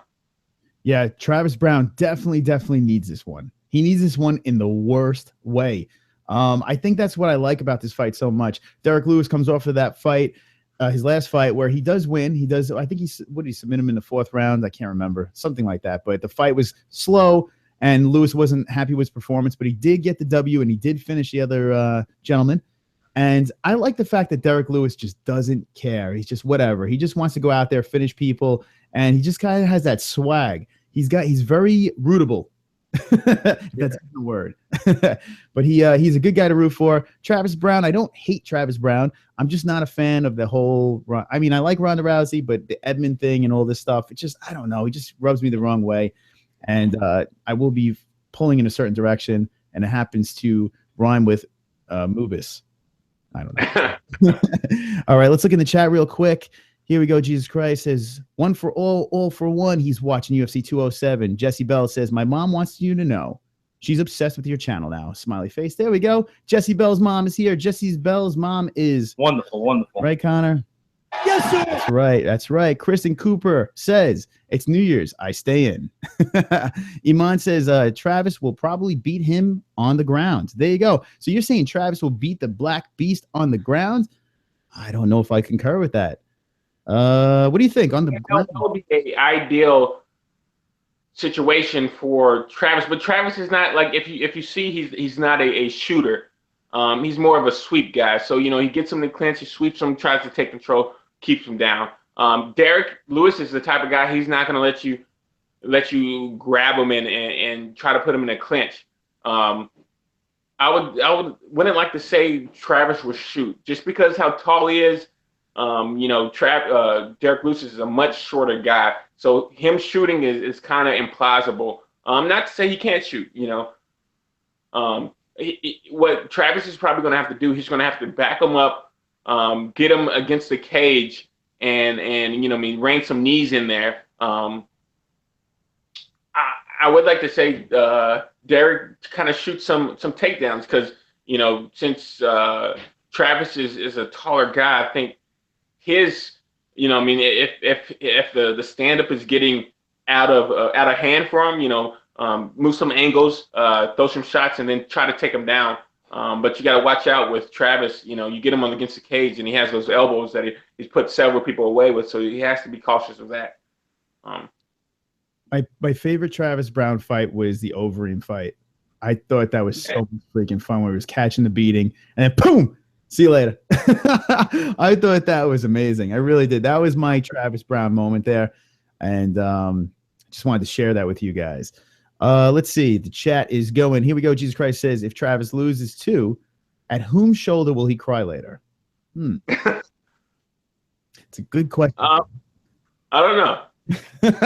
Will he run to Edmund? Will he run to Ronda? I feel Ronda could kick his ass. He's a big man, but I feel Ronda could beat him up. I don't know.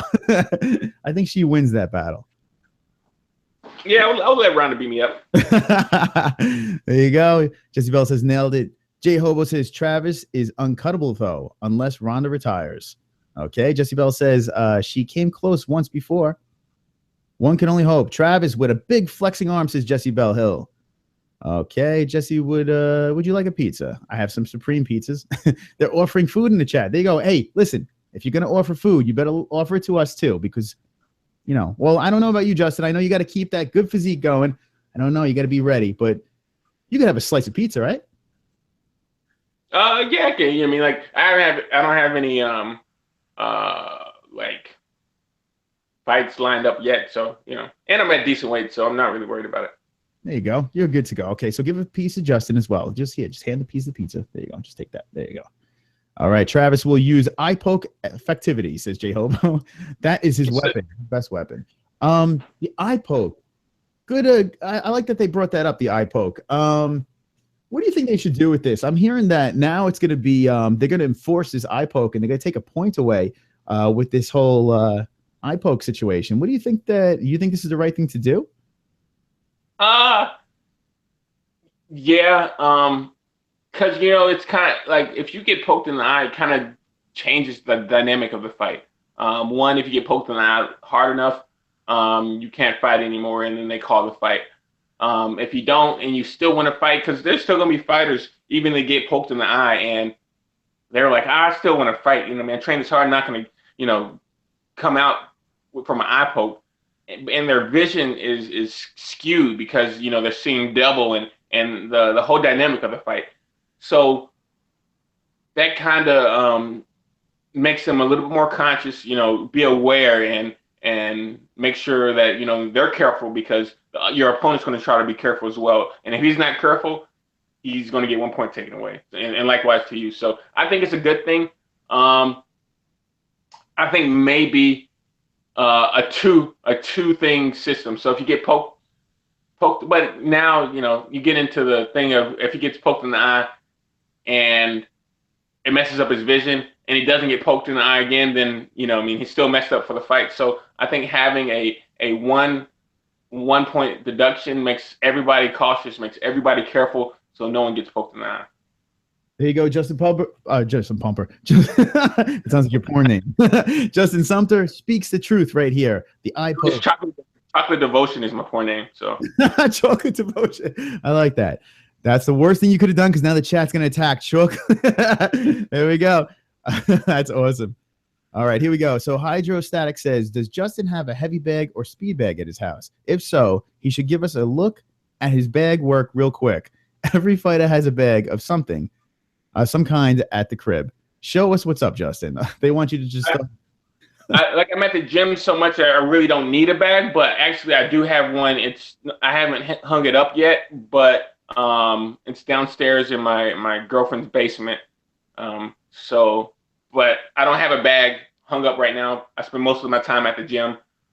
So I can get my bag work there. But what we can do is next year sometime try to set it up where, I do like a training session or something like that, and you guys can tag along or something like that. That'd be awesome. I would 100% be down with that. That'd be sick. That'd be real cool. And tell your man Nick Newell we're looking for him. The MMA holes are gonna hunt him down and get him on the show. I know he blew us off, but that's fine. We're gonna find him. I'm gonna find him and I'm gonna kill him. No. But we're gonna get him. Tell him, be warm, be ready. We're coming. All right. Jay Hobo says his finger is still stuck in Mitrione's eye. Yes. Poor Matt Mitrione. Well, he's doing it right now in Bellator. He's just doing just fine over there. Okay. Next fight is against who? What's his name? I'm forgetting his name.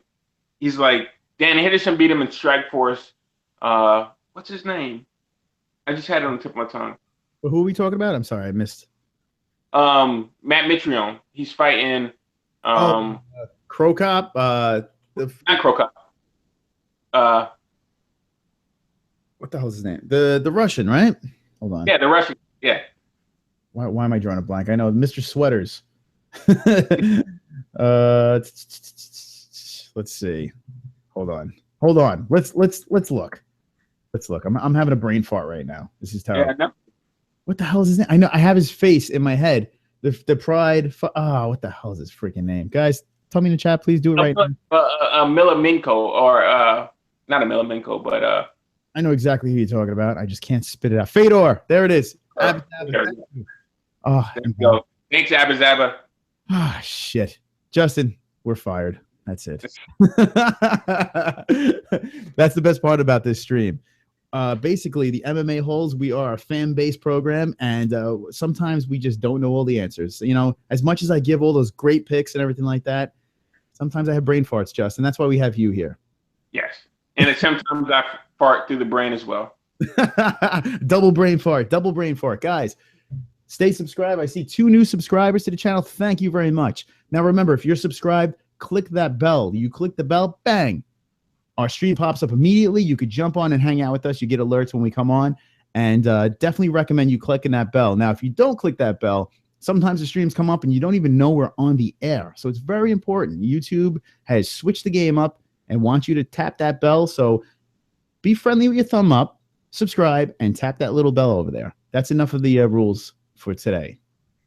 YouTube rules. All right, here we go. Let's check out the chat. Justin, I'm going to take you along for the ride. How about that? All right, that's fine. All right, Jesse Bell says, when I was a teenager, and Jesse, it's good to have you here. You're strong with the MMA-HOLES. When I was a teenager, I wanted to be an MMA fighter with smiley faces. I'd probably be dead right now or flashing that gold. Jesse Bell, would Jesse Bell be a champ right now? An MMA-hole champ? I think so. Yeah, you mean like if you have the will and determination to strive and meet your goals, you'll be a champion in my book, no matter what. So I like that you're very positive, Justin. You're very positive, have a very positive attitude, and it's refreshing. I like that, Justin. Yeah, because you got to think about positivity only breeds positivity, and negativity. There's always going to be negativity, and if you realize that there's always going to be negativity, you just stay positive in that fact that you already know that something negative is going to happen, but you already know that you're going to be positive through that no matter what, and that's what I strive to do. So, Abba says, "How dare you forget the name of the Emperor, Chris?" Wah, wah. Sorry. Patrick Cummings is not sorry. All right, Jesse is great. So is Marilyn. Lucky is having a good time with the girls in here. Lucky is greater. Jesus Christ says, Jesse, the UFC belt was an easy task for you. Don't lose your time. With a smushy smiley face, I am. Why, thank you. Look at you guys showing the love. I tapped the bell. Thank you, Jesse. Thank you for tapping that bell. Now you know when we're on. All right, Jesse and Marilyn, you guys are the positive MMA empresses. That's from Lucky. Lucky is a ladies' man. That's right, Joey. Lucky is a ladies' man. Look at him. Suave Lucky in the chat. Suave Lucky. Hold on. Check it out. Let's go. Guys, we're going on another adventure. We're going on another journey to the MMA holes. There we are. Look at that face. Look at that face. Look at that mug. All right. Enough. All right. So what I'm going to do here is I'm going to go to one more fight on this card. I'm going to get in more detail afterwards. But, bing, here we go. Dustin Poirier, Jim Miller on UFC 208. It's another one that sticks out, another one that they added a little bit later on. And I have to say I'm a little excited about this one. Maybe I'm biased because I'm going to the event, but I think this card is one fight away from being a really fun card to watch.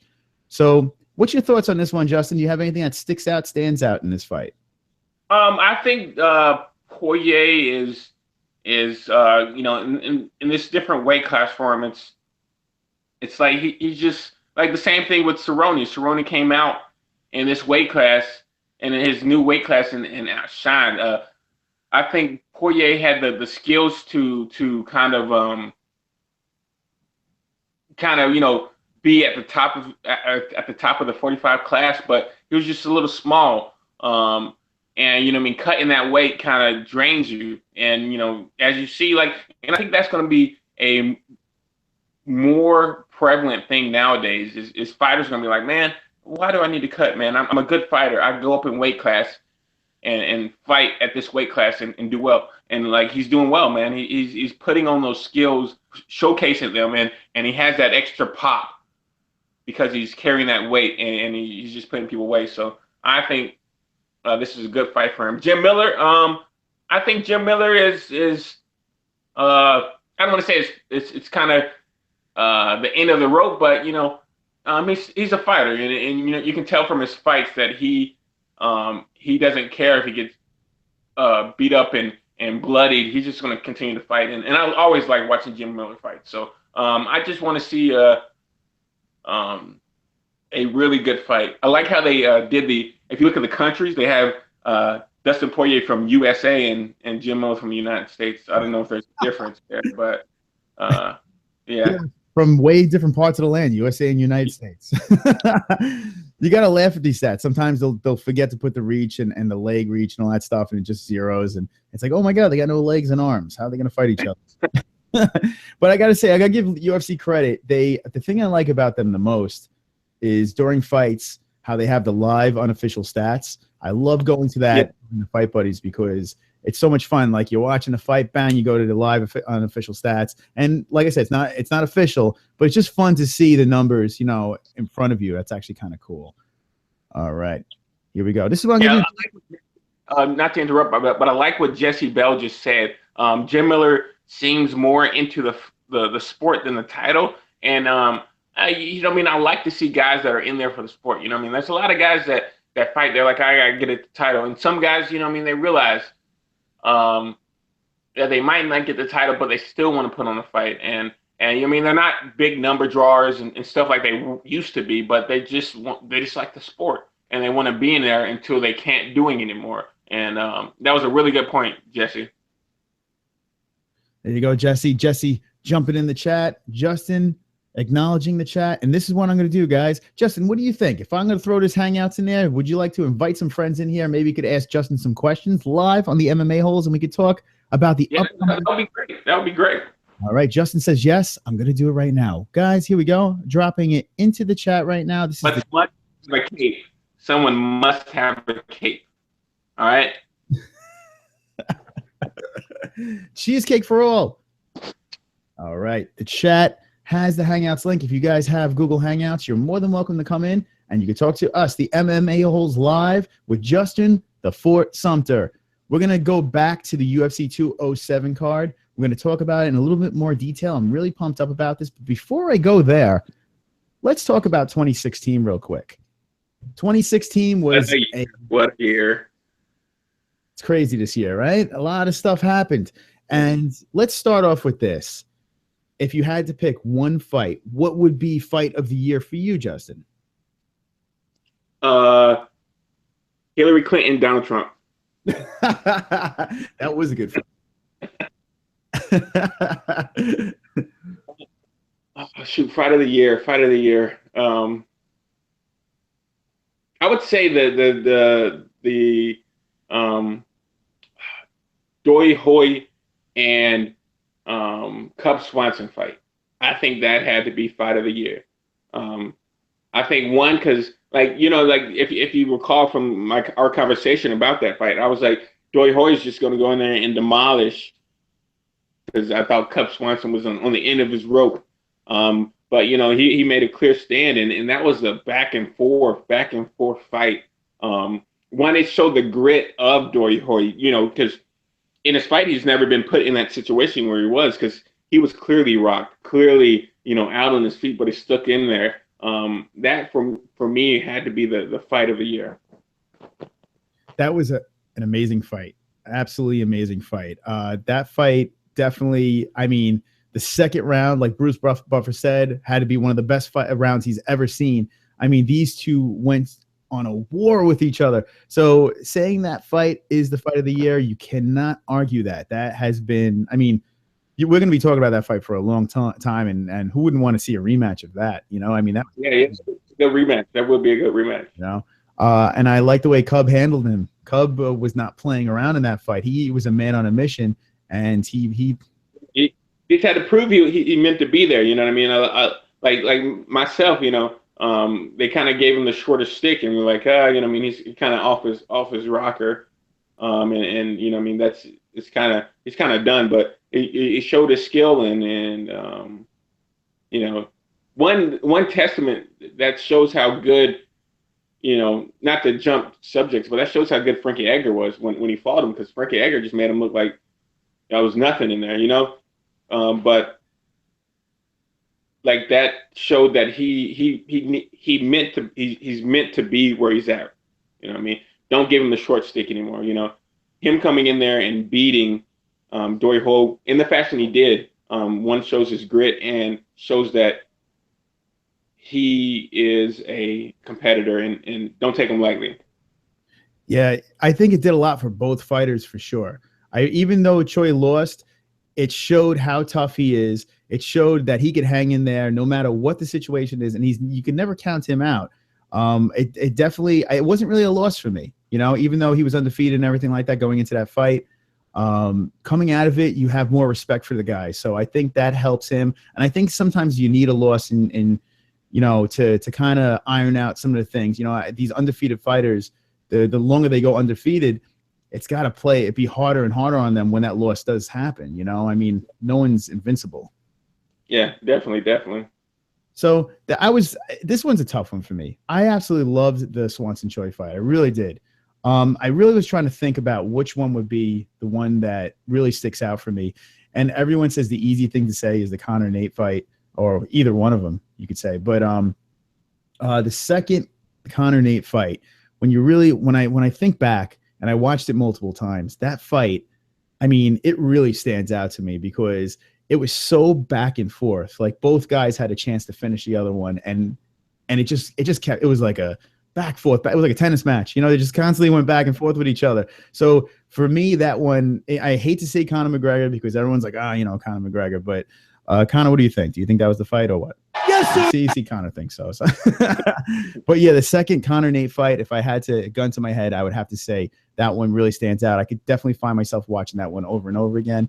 But it's a tough one. There's so many good fights that happened this year. I mean, so many great fights. I got even the Bisping Dan Henderson fight. I can't forget that. You know what I mean? One, I think they should.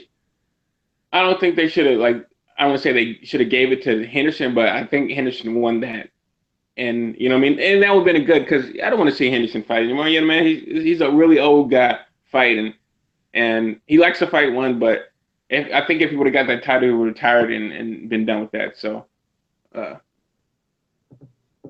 keep letting me know in the chat. I want to know what you guys think. What was the fight of the year? I Am So Damn Black says Lola Condit. How about that one? Pulling that one out. That was a great fight. That was the last one. Yeah, that was Condit's last fight, correct? I'm pretty sure that was. I think it was. And Condit, he could have pulled that one off. That was a close one. That was a decision, very close. Jesse Bell says Conor versus Nate, 1 or 2. We're not sure. We'll find out. Andrew says Conor versus McGregor. It says Conor v. McGregor, 2, match of the year. Conor versus McGregor or just Conor McGregor? Okay. He versus himself. He's fighting his mind. J Hobo says Condit versus Maya, which that was I mean, I can't say that was a shocking one. Maybe I can. I really thought Condit was going to win that fight. I really did, but that showed what Maya can do. What is Maya going to do? Like, is he just going to chill out? Maya's that phenomenon. You know what I mean? Like, he's been in the sport so long. He's a great practitioner. If you watch his, you know how, like, you see a whole bunch of fancy jiu-jitsu stuff. If you watch him fight, he does the basics. Only the basics and beats guys. Only the basics. And that, you know what I mean, that's a testament. Like, if anybody does jiu-jitsu, like, you trying all this fancy stuff, if your basics aren't right, you know what I mean, you're not going to go anywhere. Like, Damian Maya's basics are on point to where he does a simple takedown, does a simple pass, you give him his back, he keeps you in side control, and then, you know, it's just like once you get down on the ground, it's like going to be really, really hard to get back up. So I think Dan Maya is just a specimen in the jiu-jitsu MMA aspect. His ability to mesh everything together to where he's a good athlete is really phenomenal. Yeah, he seems like he's super calm. He just, once he has you on the ground, it's a wrap. I mean, so is that the reason why he's so good? It's just the basics. He basically doesn't get out of control. He just makes sure he does what he has to do, takes the appropriate steps, and it seems like it works every single time. It's unbelievable. And he's an old fighter too, so I guess maybe he's been there, done that. He knows what and what not to do. Man, oh man. So does he hang out? Does he wait for that belt? What does he do? I mean, I know he really wants that shot, but right now everything is up in the air. The Woodley versus Wonder Boy rematch. Now you're hearing Woodley wants to wait for Conor. Like, what? I mean, what does Wonder Boy do? What does Maya do?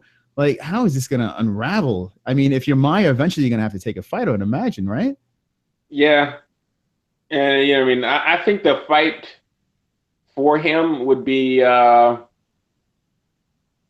Robbie Lawler fight, because this would keep Robbie in a one-fight title contention fight. If Maya wins, then Maya has that spot, whoever, you know, wins after the fight with Tyron Woodley. So I think that's a good one ranking fight for the whole division. So, you know, you get Maya and Lawler, you get that fight. Whoever wins that fight, I think Lawler would have to fight one more person. If he wins, I think he should fight Wonder Boy, and then the winner of that gets the fight for the belt. But I think Maya, if he goes in there and beats Robbie, he should get that immediate title fight, just because, you know, one, you know, I mean, a lot of fans, that'll drive tickets, you know, I mean, ticket sales. if you think about it on that aspect. But on the fighter aspect, he's been in the game for a while, and he's a dominant at the 170 weight class. If he goes in there and makes quick work of Robbie Lawler, hands down, he should get a title shot. So I think that's the lineup, what the ranking lineup should be. That does make the most sense. Now, what do you think about this whole Nick Diaz with Robbie Lawler? I keep on hearing rumblings about this happening maybe at 209. Do you think there's going to be another rematch with the two of them? It could be. That would be a good fight to see. I think since the last time they fought, Robbie's considerably better, but the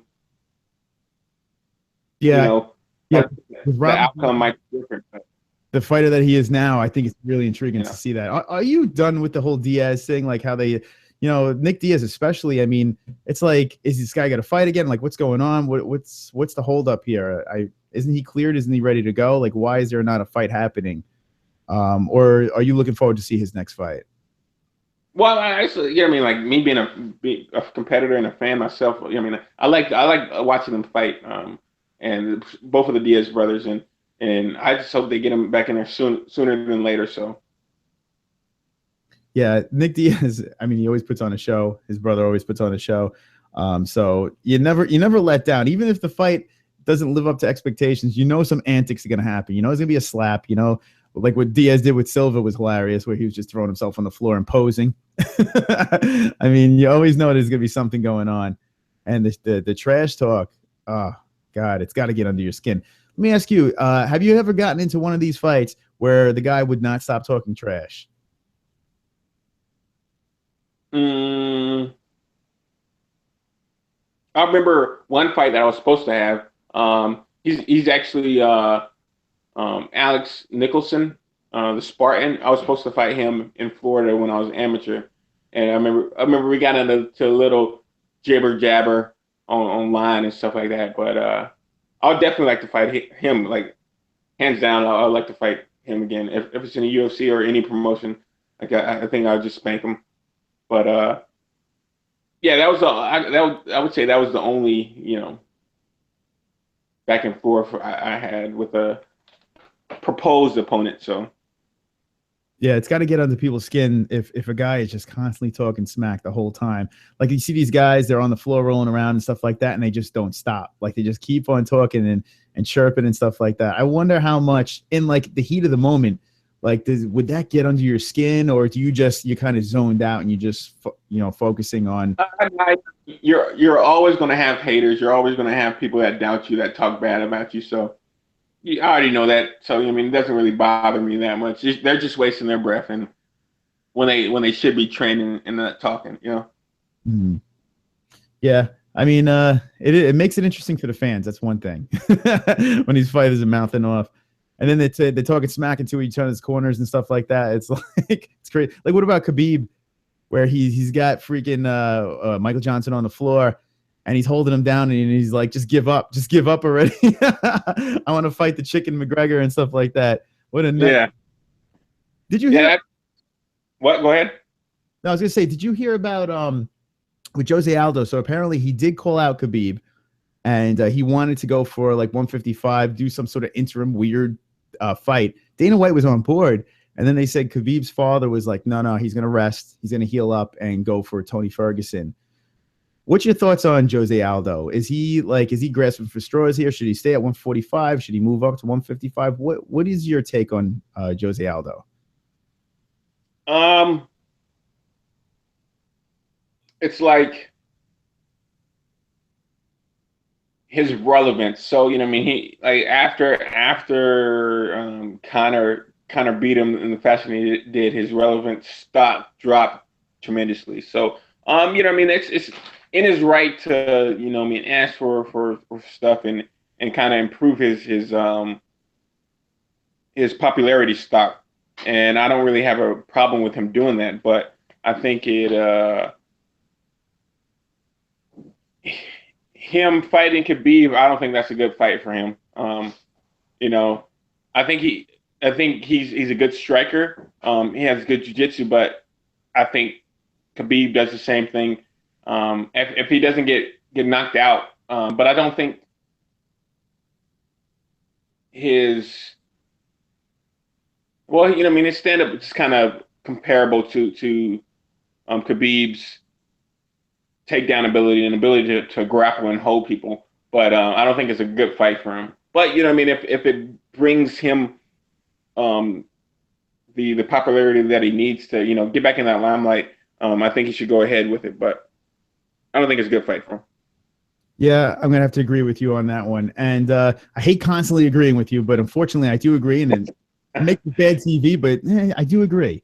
All right, so this is what I'm doing right now. I'm gonna look into the chat, guys. In the chat, let me know where you're from, because we do see some new faces hanging out in here. I want to know where each and every one of you is from, and it's know your address and your zip code and everything. So that's right. Put that in there. We're gonna find you. We're gonna stalk you, and yeah, let me know where you guys are from. I like to know each part of the universe where you guys are from. And what I like to do in this show, what I want to make this show a little bit different from other shows, is there's a lot of MMA talk shows, especially on YouTube. I've stumbled upon a bunch of them now. I didn't even know they existed, but I've been searching the interwebs, looking on our various channels, seeing what's out there. And I noticed there's one thing: they do not pay attention to the chat, the live chat. That is the core of this show. That is what runs the show. It's the heart and soul of the show. So that's what I want to do right now. I want to see where you guys are from. Thank you for hanging out in the chat. Thank you for subscribing, and thanks for the thumbs ups. You guys are awesome. I was going to curse, but Justin's here, and I don't want to make him blush.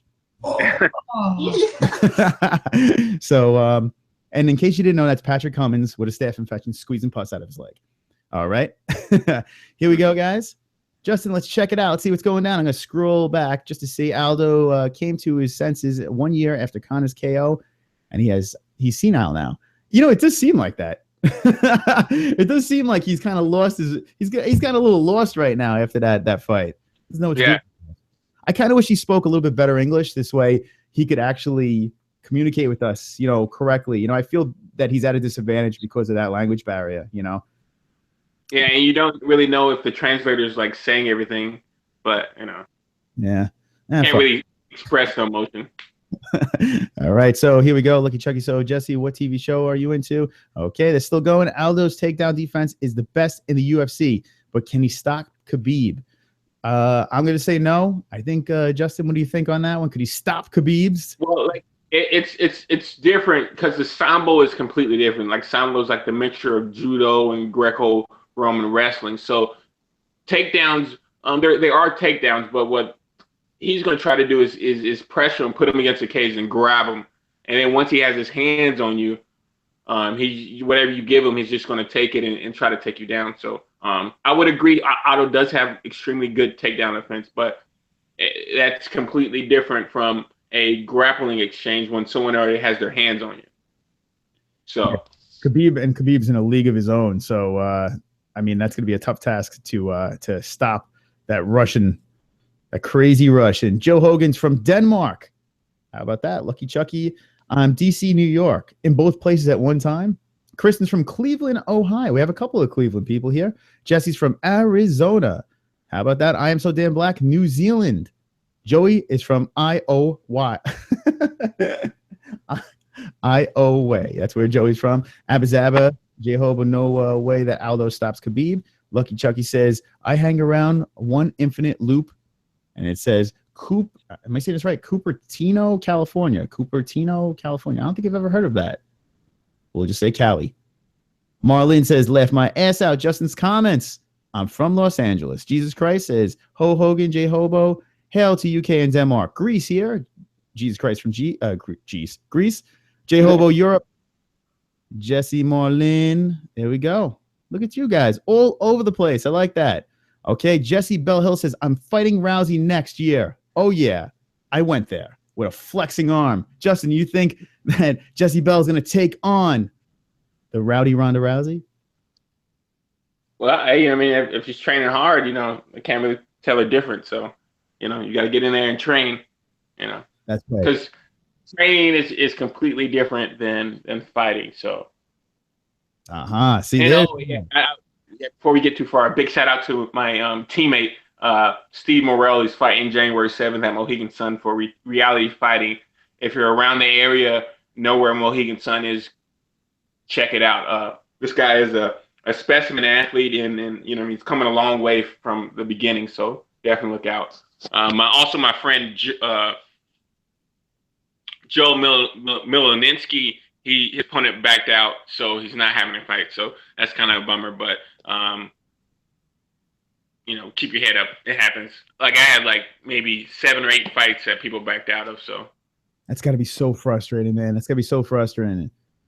Yeah, it's well, I mean, like like this was a ridiculous one. So when I lived in Georgia, I had to travel to South Carolina, and I was like drove there, got to the weigh-ins, and then they're like, "Oh, we can't get a hold of the guy you're fighting," and I'm like, you know, 4 hours ago before I left, or 2 hours ago while I was coming, you know. So that was like the worst time, but it happens, you know. It's the name of the game, so.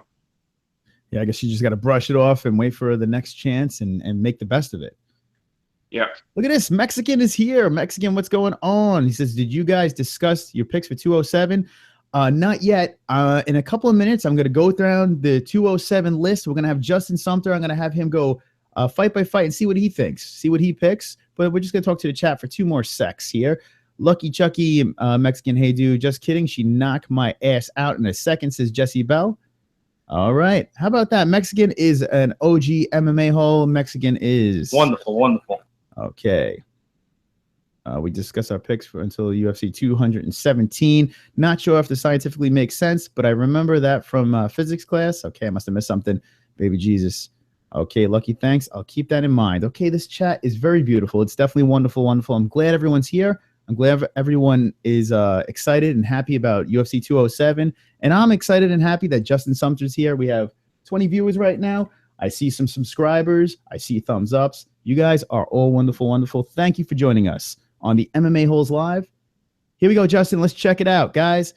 We're going to go to UFC 207. We're going to bounce back. Let's check out this card. Now, I'm not going to give you guys my final picks. I have to save something for the next show. So I'm going to hold out. But, Justin, I would like to know your thoughts on these fights. So let's just skim through the list over here. And right off the bat with the early prelims, you got Mr. Cowboy and you got Tim Means. Not the cowboy that everyone thinks of, Alex Oliveira cowboy. On a early prelims, I can't see there only be one fight on that early prelims. But then again, it's so late, I don't think they could throw anything else on there. So maybe one fight. Wow, that's so weird. So Fight Pass is going to show one fight and then move on to FS1. Might as well just throw everything. Yeah, they might as well just put it on the prelims, you know what I mean? Give them a little bit extra. Yeah, that's crazy. Time, but what's your thoughts on Fight Pass? What do you think about that? Do you think that's a good service? What? On the Fight Pass service, what do you think? Do you think that's a good service, or you think it's a waste of money? What do you think on that? I think it's a good service just because like that you have, like, one, you can see fights, you can see whole cards that are live, and then you can go through the library of fights. You know, like I was talking with my coach Nick, and he was like, if you think of a fight, you're like, oh man, I'm fighting this southpaw and this long lanky southpaw, and like, what should I do? And then you think of a fight where there was a long striking style southpaw, and you can take a look at that and pick things up. I think that's kind of wonderful. You can just think of a fight and look it up, and you can watch it over and over again, pick up little things, and that's what I think a lot of people have to do is get a look at different styles, kind of dissect them, see what works for them, and kind of that in your own house, and you know, make a decent effort to kind of grab that idea, mold it, and make it yours. So, you know, speaking of wonderful, wonderful, Marlon's here. Look at that. How about that? She's in live on the MMA-HOLES. Justin, check it out. Marlon is here. Hi. Are you at work, Marlon? Yeah, I'm at work. I'm on my break right now. Okay. Look at that. That is dedication right now. Now, we don't want you to get fired because you're watching the MMA-HOLES, but if you can chat for a second, we're glad to have you on. Chat room, check it out. Absolutely. Of course. How are you? We are good. Justin, how are you? I'm doing wonderful. Wonderful. There you go. Justin Sumter Wonderful, wonderful. Awesome. Marlon, are you excited about UFC 207? What are your feelings on this? Oh my God, yes, I am. I'm a huge Ronda fan. It's very emotional for me. I'm very excited to see her come back, and I hope she does well. So yeah, I'm really excited for this. There you go. Marlon is ready for Rowdy Ronda Rousey to make her return back. Will she be victorious? Let me know. Joey says, give Lucky a shout out, Marlon. Hi, Lucky. You just made Lucky's day. How about that? Oh, they love you, Marlon. They love you over here, the MMA-holes. I'm flattered. Thank you, guys. How about that? We have Justin Sumter. We have Marlon Lane live on the MMA-holes, and just in time to talk about UFC 207. So, Marlon, how do you feel? We're going to go through this list of fights. What do you think? I hate to cover you up because everyone's checking you out, but I might have to cover you up. Oh, no, that's fine. All right. This is what I'm going to do. I'm going to present this to everyone. I'm going to cover myself up, but I'm going to keep you guys alive. Here we go. Let's check it out, guys. UFC 207, we were talking. Now we have Marlon in the live hangouts with myself, Justin, the Fort Sumter. Guys, if you are new to the show, Wednesday nights, we do a live stream, the MMA-holes live on YouTube. We have Marlon Lane and the Fort, Justin Sumter here. Badass, the Fort, Justin Sumter is here live with us as well, spreading some knowledge. Okay, here we go. So we're starting off with Alex Oliveira and Tim Means. Okay, check it out. What are your thoughts on this fight right off the bat? We were just talking about that, how this is a early prelims.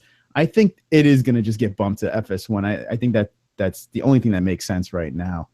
Yeah, what do you guys think about this fight? Any thoughts on this fight? Any direction you guys are pushing in this one? What is your picks? Ladies first, Marlon, you can go ahead. God, this is a tough one for me, to be honest with you. Both of them have had moments where they've definitely shined in the octagon. So I don't really have a pick or a favorite for this one. But I do agree. I think it's going to go bumped up to FS1. I mean, I don't see why it wouldn't be, because I think they're two exciting fighters that would definitely put on a show. There you go. Now, gun to the head. You had to make a choice. What would it be? Oliveira, Means. What do you think? Just right off the top of your head, who would you take in this one? If you were a betting woman, which one would you take? Oh, boy, on the spot. I guess Oliveira, I would say. All right, Oliveira, the cowboy. There you go, Oliveira. Will he make weight? Will he not make weight? We don't know, but he's back. He's better than ever, and Marlon says he's going to win. Lock it up. Justin, what do you think? Oliveira, Tim Means, what do you think on this one? I think Oliveira has the first round. He's kind of the fighter that, he explodes and he goes into the finish. Towards the end, the second and third round, he kind of slows down. But with Tim Means is a good striker. And he's shown that he has that ability to, keep up the pace, keep up a constant pace throughout a fight. So I would say first round, give it to Oliveira, but second two rounds, give it to Tim, and Tim wins with a decision. Okay, so we got a split one there. We have one saying Tim by decision. We have one saying Oliveira. Who do you guys have in the chat? Let me know right now. I need to know. Oliveira, Means, first fight of the night. Now, usually when we do Fight Buddies, we usually do just the main event. I think we're going to come on a little earlier for this one because it's a special occasion. So exciting news for everybody. Okay, let's go to the next fight. Brandon Thatch versus Nico Price. Brandon Thatch was a pretty impressive fighter, and then that whole Henderson thing happened, and it seems like he has been a different type of fighter. I don't know what it was with that Henderson fight, but something changed. Now, Nico Price, Thatch, what are you guys' thoughts on this one? You don't have to go crazy. Just give me a pick. What do you guys think? Marlon, ladies first. I'll go with Thatch on this one. All right, Thatch. Are you saying that because he has badass tattoos running across his body? No, I mean, I like him as a fighter. I don't know. Just between the two, I think I'm just going for him for sure. All right, Brandon Thatch. There we go. Well, yeah, the other guy's got that weird little man bun, so I could understand where you're going with this one. Here we go, Justin. What do you think? Thatcher Price. I have it with Nico Price. Now that I know that he's on the card and he's going into that, when it match up with somebody that he could run through. So I'm definitely probably going to take a look at him and see what he's all about. But wins by decision. I've seen him fight, but he does slow down towards the third round. So I'm not sure what Nico brings to the table. So I'm gonna go with that because that's the only concrete answer I know. So yeah, you know what? It's tough because Nico, I don't know. Is this his first UFC fight? I'm not familiar with him myself. Hold on. Let me put it back up on here. Let's check it out. Nico. Nico is my nephew's name. Nicholas. Nico. Here we go. Nico sounds like a drug lord. Nico. We always joke around. My nephew is going to be a future drug lord. All right, here we go. Nico is here. I'm going to present this to everybody. Let's check it out. I don't know his UFC. Oh, there we go. There it is. So it looks like this is his first UFC fight. So, yeah, it's a tough one to pick, guys. I mean, you really don't know much about this guy. You see an undefeated record, but there's not much to pick there. So it is a tough one to go to pick. And you said, just out of curiosity, Justin, who are you pulling for in that one? Just because, I know a lot about him more than Nico. But I'm probably gonna look at Nico when I get off here and check him out. And then I might send you a message on Twitter just with an update if I, depending on. Like, yo, Nico, tell me something about yourself for God's sakes. I need to make a pick. All right, guys, let's go to the next one. Check it out. I bring you guys on a journey and adventure. Check it out, guys. Bada bing, bada boom. There it is. All right, back to UFC 207. We're going through the preliminaries right here. We're just doing quick picks, checking it out. All right, we went through this one, Thatch Price. Now we go to Mike Pyle versus Alex Garcia. Okay, DR versus USA. Let's start with you, Justin, on this one. We'll have Marilyn pull in. She'll be the anchor of this race. Mike Pyle, Alex Garcia. Man, I'm a huge Mike Pyle fan. Just being his age and still going out there, beating guys at his age, it really shows his skill. I'm gonna have to, not to discredit Alex Garcia, but I've seen him fight. He's a really explosive fighter. But I think Mike Pyle just has the skills and the knowledge and know-how on the cage to kind of weather the storm and put him in a position. Justin, real quick, we got a little bit of audio issues. I don't know. It sounded a little bit muffled. I don't know. Marlon, could you hear Justin? No, I couldn't. Okay, yeah. My hand was on the can you hear me now? Yeah, we got you good now. Okay. No worries. Right. Okay, so I got Mike Pyle. I'm gonna go with him. I think he just has the years and the mileage in the sport that will overcome like a newcomer like Garcia. Because Garcia, he's an explosive fighter and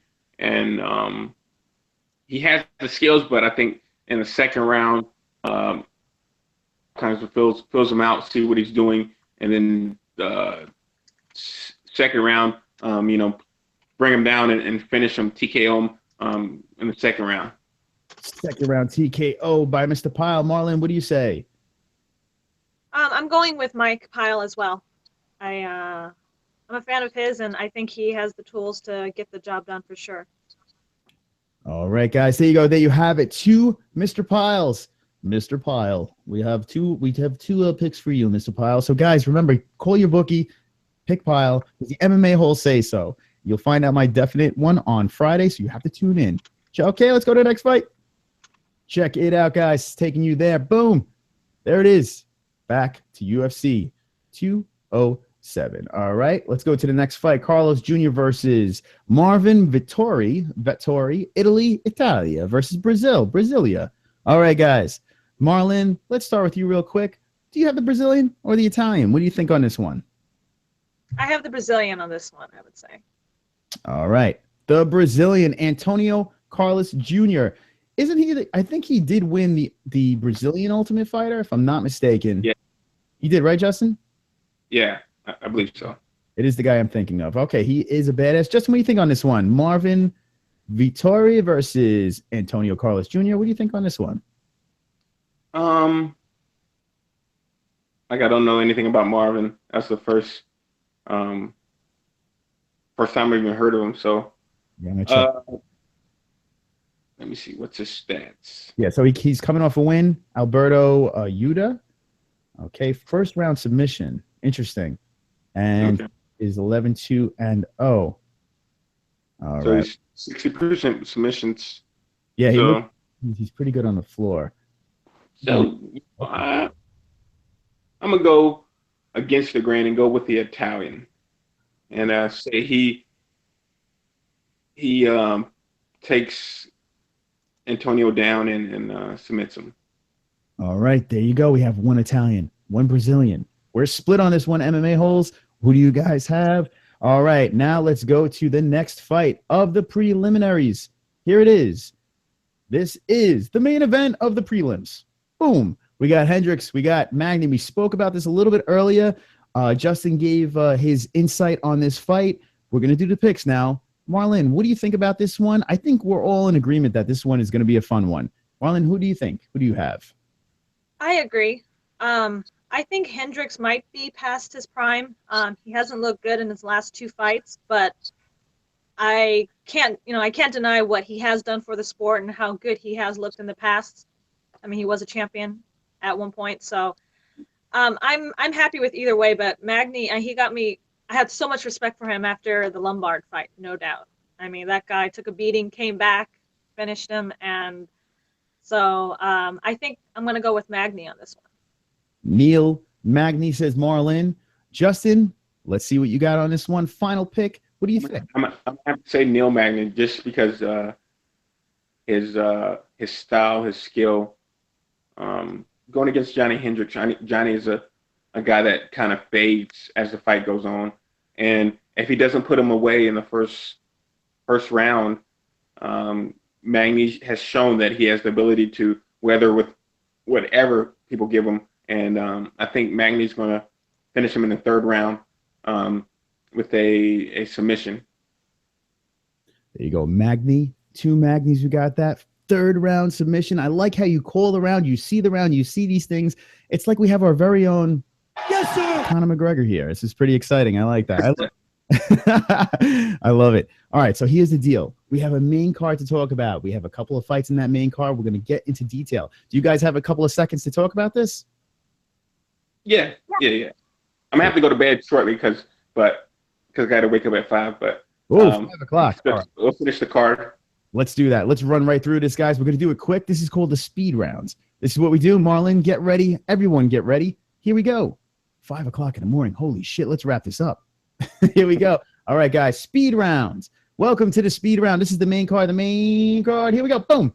We're starting off with this. We got Louis Smolka versus Ray Borg. Okay, Marlon.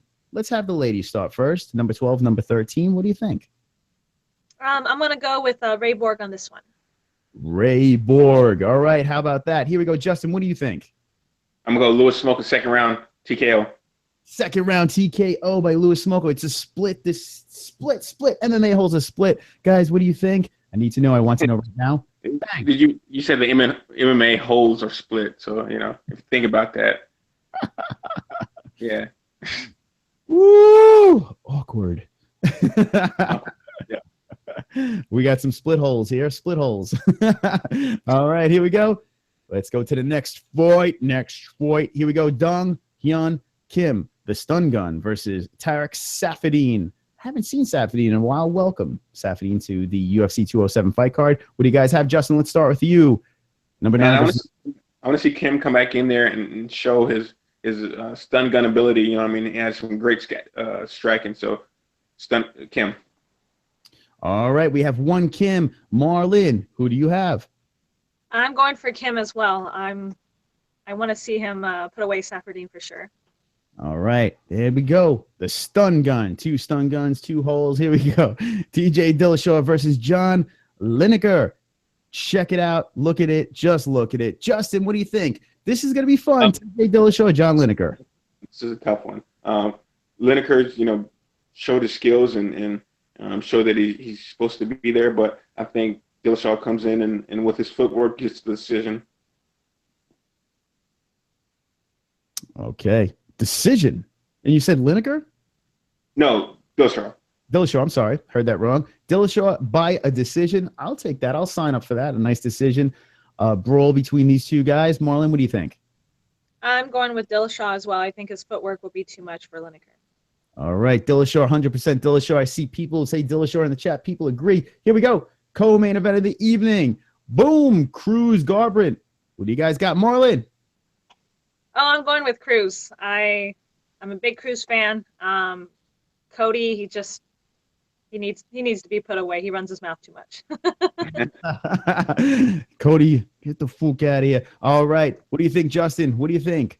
Cody? I'm gonna have to go with what Elso said. It's similar to the previous fight. The footwork's gonna be the key. Gambrandt's gonna come in there and Dillashaw's just gonna, not Dillashaw, but Cruz is gonna have that footwork. I think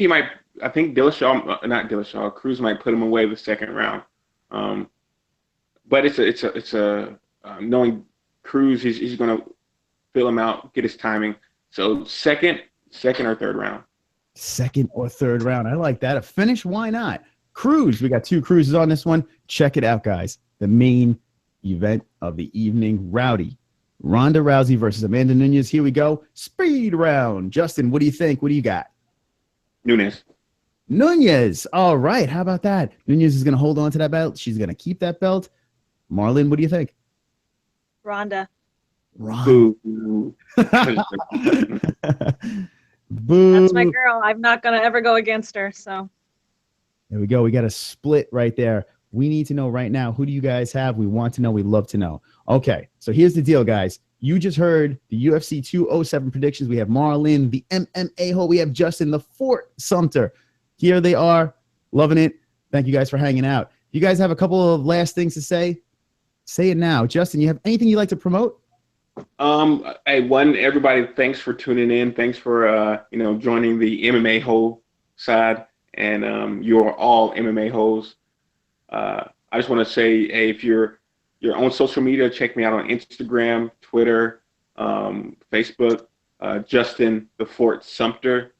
I'll put that in the chat as well.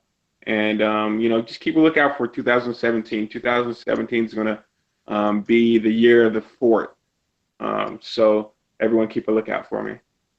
2017, Justin the Fort Sumter. I want every single one of you MMA holes to be there, to shout out and show your love for the Fort. I hope you get that fight soon, Justin. I can't wait. I'm going to be there. I'm definitely going to make my way there. Love to see it. And we're looking forward to big things from the Justin Sumter team. Okay. Justin, thank you again. I'm going to head out. I got my girlfriend's nieces and nephews. They're trying to go to sleep, so it's been good. It's an absolute pleasure. Thank you, Justin, for joining us. I appreciate it. All right. See you next time. Justin Sumter, thank you.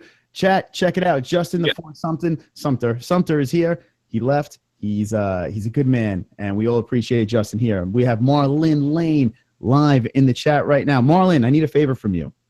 Yeah. Okay, I have you here. I need you to do something for me.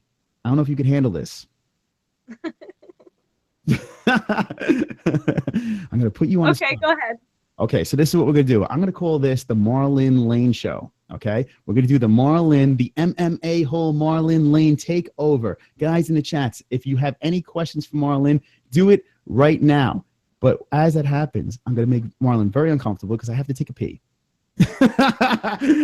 So I'm going to go do the number one right now. Marlon, you have a control of this chat right now? Do you see this chat? Yes, I do. I do see it. Yes. Are you guys ready for the Marlon Lane Show? Hit me with some ones in the chat. Let me know. And if you have any questions, do it right now. Marlon Lane is here. I'll be right back. Hurry back.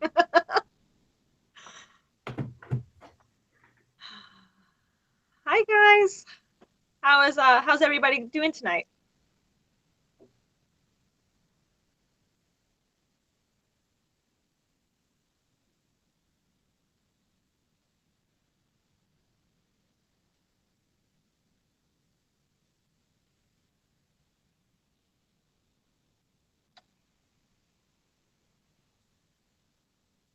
I'm waiting for your guys' response. I think it's delaying and taking a while.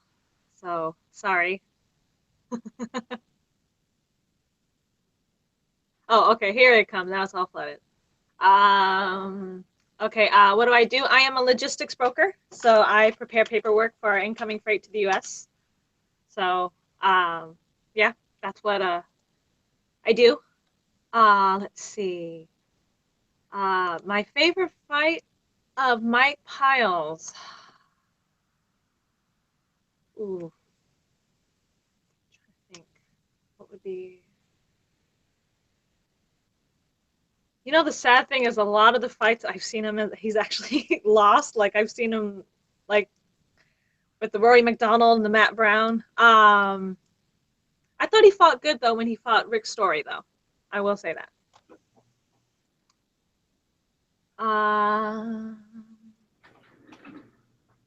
Let's see. I don't fight, but I train. I do train pretty regularly, so I really understand the fight game, and so that's how I'm completely into this whole MMA game. No, I've never got into a bar fight. I'm good on that. Sorry, I'm playing and getting fidgety. Let's see.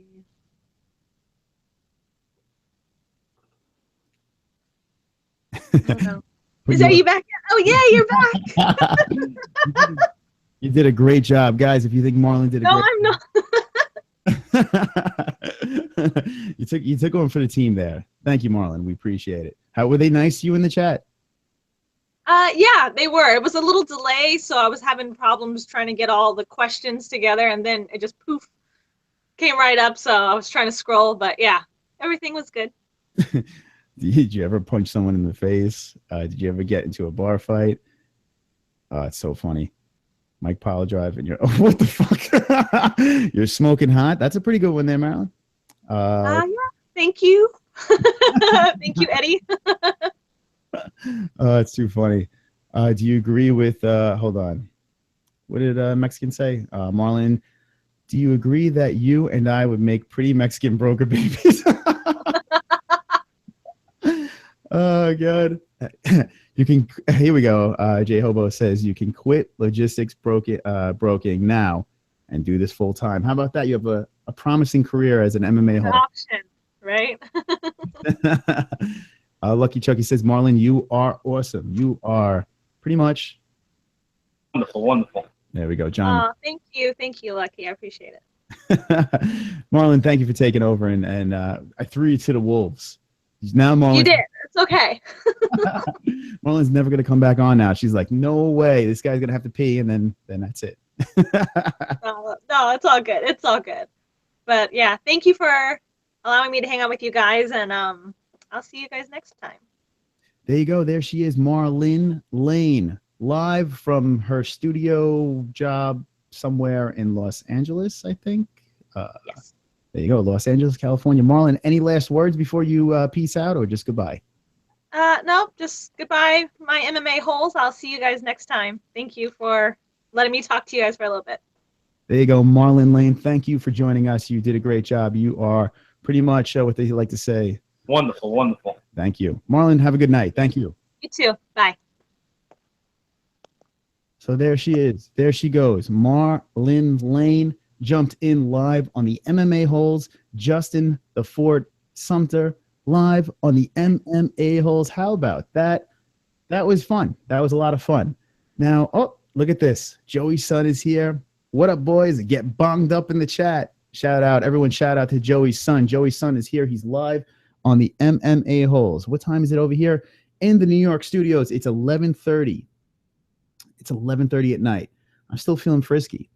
I could go another half hour. Do you guys want to jump into the chat? Let me know, into the live hangouts. Let me know. I'll drop the link into the chat, and we could do that. Right now, I'm going to answer some questions.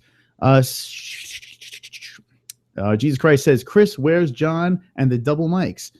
It's a good question. John gets out at 11, so he is he's here in spirit. Wonderful, wonderful. If he's frisky, he might jump on, lateness. Thank you guys for being Very nice to Marlon. You were a gentleman. You were all gentlemen in the chat. Joey's son Matt said it's us who is attracted to 12-year-olds. So if you guys are not familiar, there are characters in here, good friends of mine, good friends of the MMA-holes in here. There's other YouTube streams going on. There's a lot of drama and stuff like that, and perhaps pedophilia. I don't know, but there's stuff going on. I don't know what the hell it's about, but it is crazy. If you guys are interested in these shenanigans, you might want to follow Joey's son. You might want to subscribe to him. Joey with the numbers. Actually, just subscribe to everyone. There's live streams that pop up. A lot of fun stuff. Good people in here. Pixel Protocol. Awesome dude. All right. What JJ Matt tried to blame us. All right. Yeah, I didn't see that. I skipped a lot of the Matt stuff because I wasn't sure what was going on in there, but I'm there in spirit. Let's see. Mexican says at Joe Hogan, he turned the fight down because it's Nate's fight. How about this? 207 is the last fight for Mike Goldberg. No more. Here we go. It's the last time. UFC 207. How do you guys feel about that? It's a little. I have a little bit of a tear coming down my eye. I'm passionate about cars. I hope Ronda gets Cade the fuck out. Says Aloha. I don't think I've seen Aloha before, but Aloha is wonderful, wonderful. For sure. Aloha, subscribe to our channel. We think you're wonderful, wonderful. I can't believe she is still arrogant after getting her head smashed in. You got to remember, Ronda only has one loss. It was a brutal loss. She lost pretty bad, but she has one loss. So, you know, she has a chip on her shoulder still, rightfully so.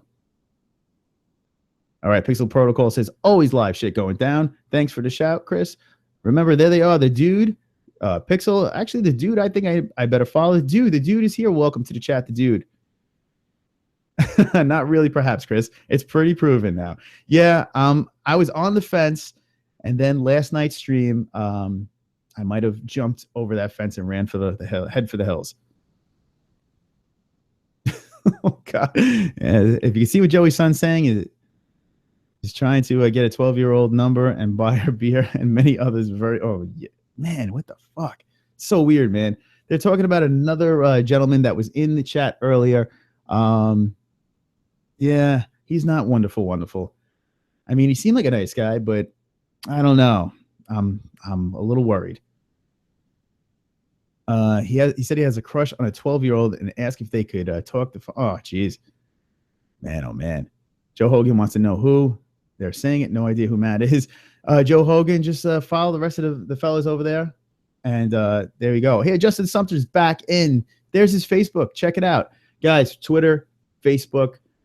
Check him out on YouTube, too. Check out his stuff. He's a real deal, man. Real deal. Good fighter. And his finishes are pretty impressive. Very quick, fast. Don't blink. That shit's going to be right over. And we are all part of the Fort Nation, Fort Army, whatever you want to call them. Justin Fort Sumter is pretty much... wonderful. Absolutely. Okay. He's probably watching right now. Hi, Matt. Dom or Cody. I wasn't giving my picks, but I'll tell you right now, as of now, it could change on Friday, but as of now, it's Dominic Cruz. It's been like that for a while. It's staying like that for now. Friday, things change. Friday is a Fight Buddies if you guys are new to the show. Friday night. It's a special night. Usually a Saturday night, these pay-per-views, they're doing it on Friday to start off this holiday weekend. The end of the year bash. New Year's Eve. New Year's Eve is this weekend. I'm kind of glad they're doing it on Friday. This way we can get the fight out of the way and enjoy the holiday with our families and friends. What are you guys doing on New Year's? Where are you guys going to be? I know you're going to be here on Friday with the MMA-holes. We're going to go into that room over there, right on that side, outside of the bricks. We're going to go there. We're going to love it. And, it's going to be cool. Fight Buddies, you see Drunk Chris, and everyone loves Drunk Chris. All right. Carrie's Cuck Boys are a fucking plague. He got caught on Chris Hansen's show, says Lucky Chucky, talking about Matt. In the Fairfield, October 2015. All right. You seem to like us on Carrie's show, Mexican D-side. Why the sudden mood change? Mexican is... Actually, Mexican, how about that beard? Check out Mexican's beard. What do you guys think of Mexican's beard? If you guys think Mexican's beard is wonderful, wonderful, hit me with the ones. I need to know right now. Mexican's got that beard. He's got that beard on fleek. Look at that thing. Justin, Justin the Fortnicator Sumter. That's what Mexican says. Yeah, I kind of hate Carrie the majority of the time. Where is Carrie? Carrie is MIA on this show. And Carrie's going to be doing a simultaneous cast for UFC 207. She's going to have her own show. I hate to talk about the competition, but she's really not competition. She's a friend of the MMA hole. She is an MMA hole. It's fine. You could choose whatever stream you'd like. You could jump back and forth. That's cool with me. I could say that the Fight Buddies gets a little out of control because we have a lot of new friends and new faces that like to join us. I see we had a couple of new subscribers. Thank you for subscribing to the MMA Holes. We are in Operation 300. We have T-shirts that we dropped in the description. You don't have to buy them. You can just check them out. The MMA Holes. And we have a Conor McGregor shirt as well. I'm looking at our stream, seeing what's good. 21 likes and 1 dislike. How about that? That is wonderful, wonderful. 21 likes and 1 dislike. Thank you for the likes, guys. That is wonderful, wonderful. I like those thumbs ups. If you have any left, throw them back up there. Keep subscribing if you're new to the show. Thank you for joining us. This is our weekly Wednesday show. Basically, right now, we're just hanging. We're just chilling. We spoke about UFC 207 and 208, the end of the year, best fight, a lot of things. I want to talk a little bit more about the end of the year on Friday. A lot of conversations. We have a lot of big mouths that are showing up. We have the Pigeon. We have Mr. Wonderful, Wonderful.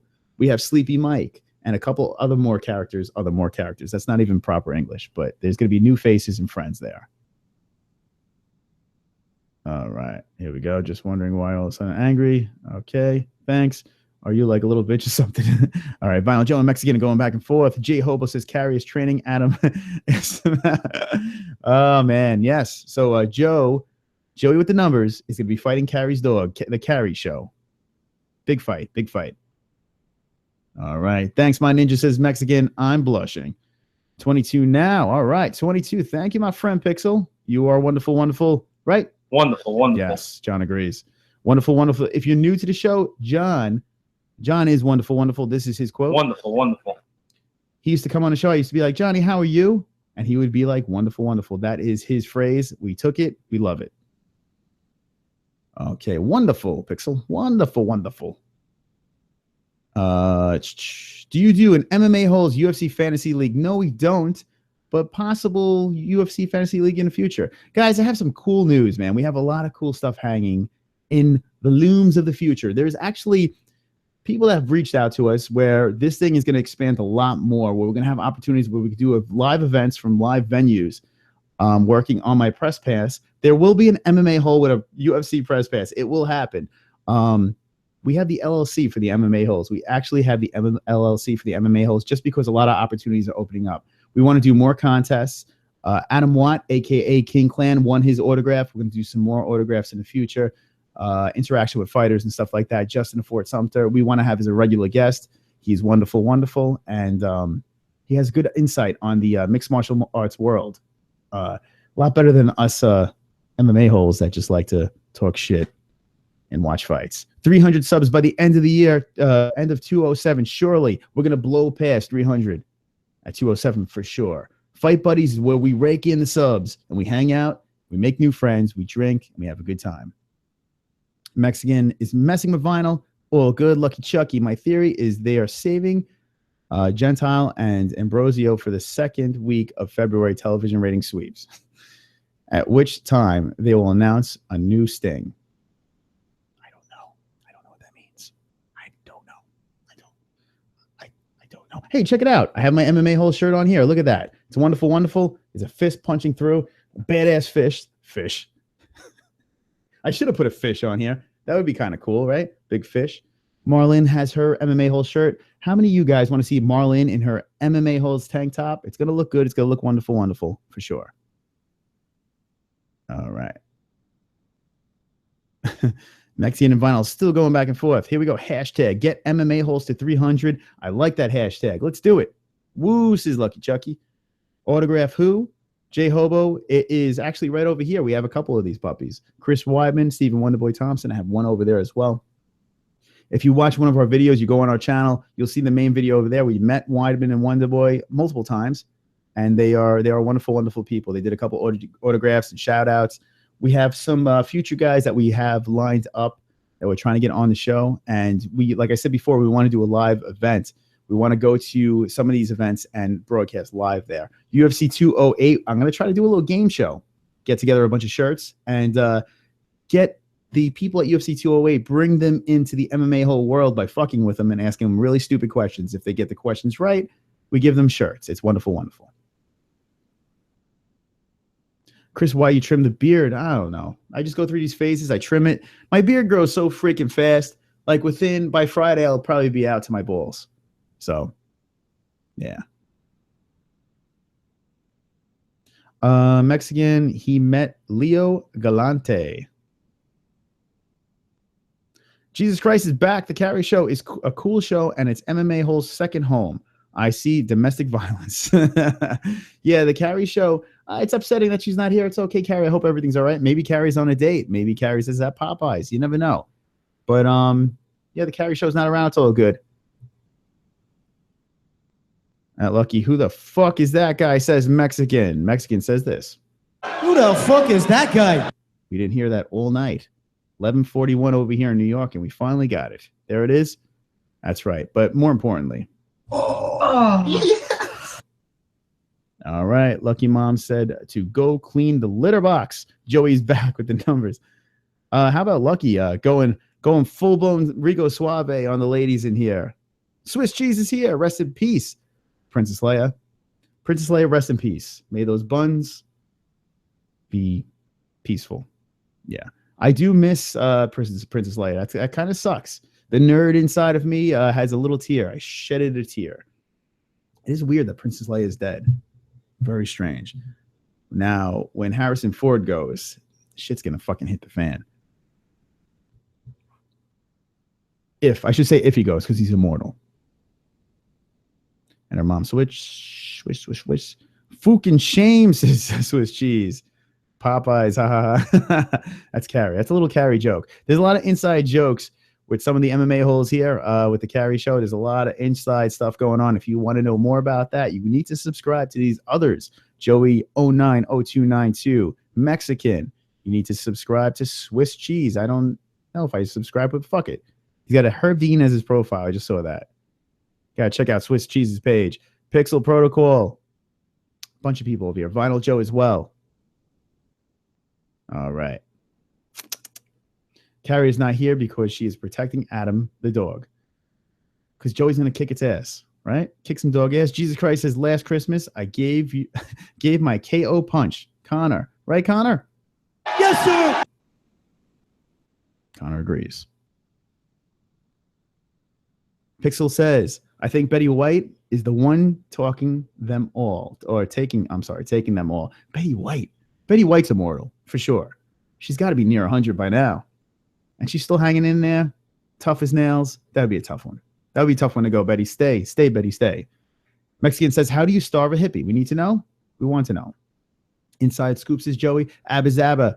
She did get a new bed today, Chris. Oh, no. Carrie got a new bed. Oh, boy. That poor bed. It's in for it when Carrie brings her victims back home. Look at Chucky says, what is it? Here there be Texans.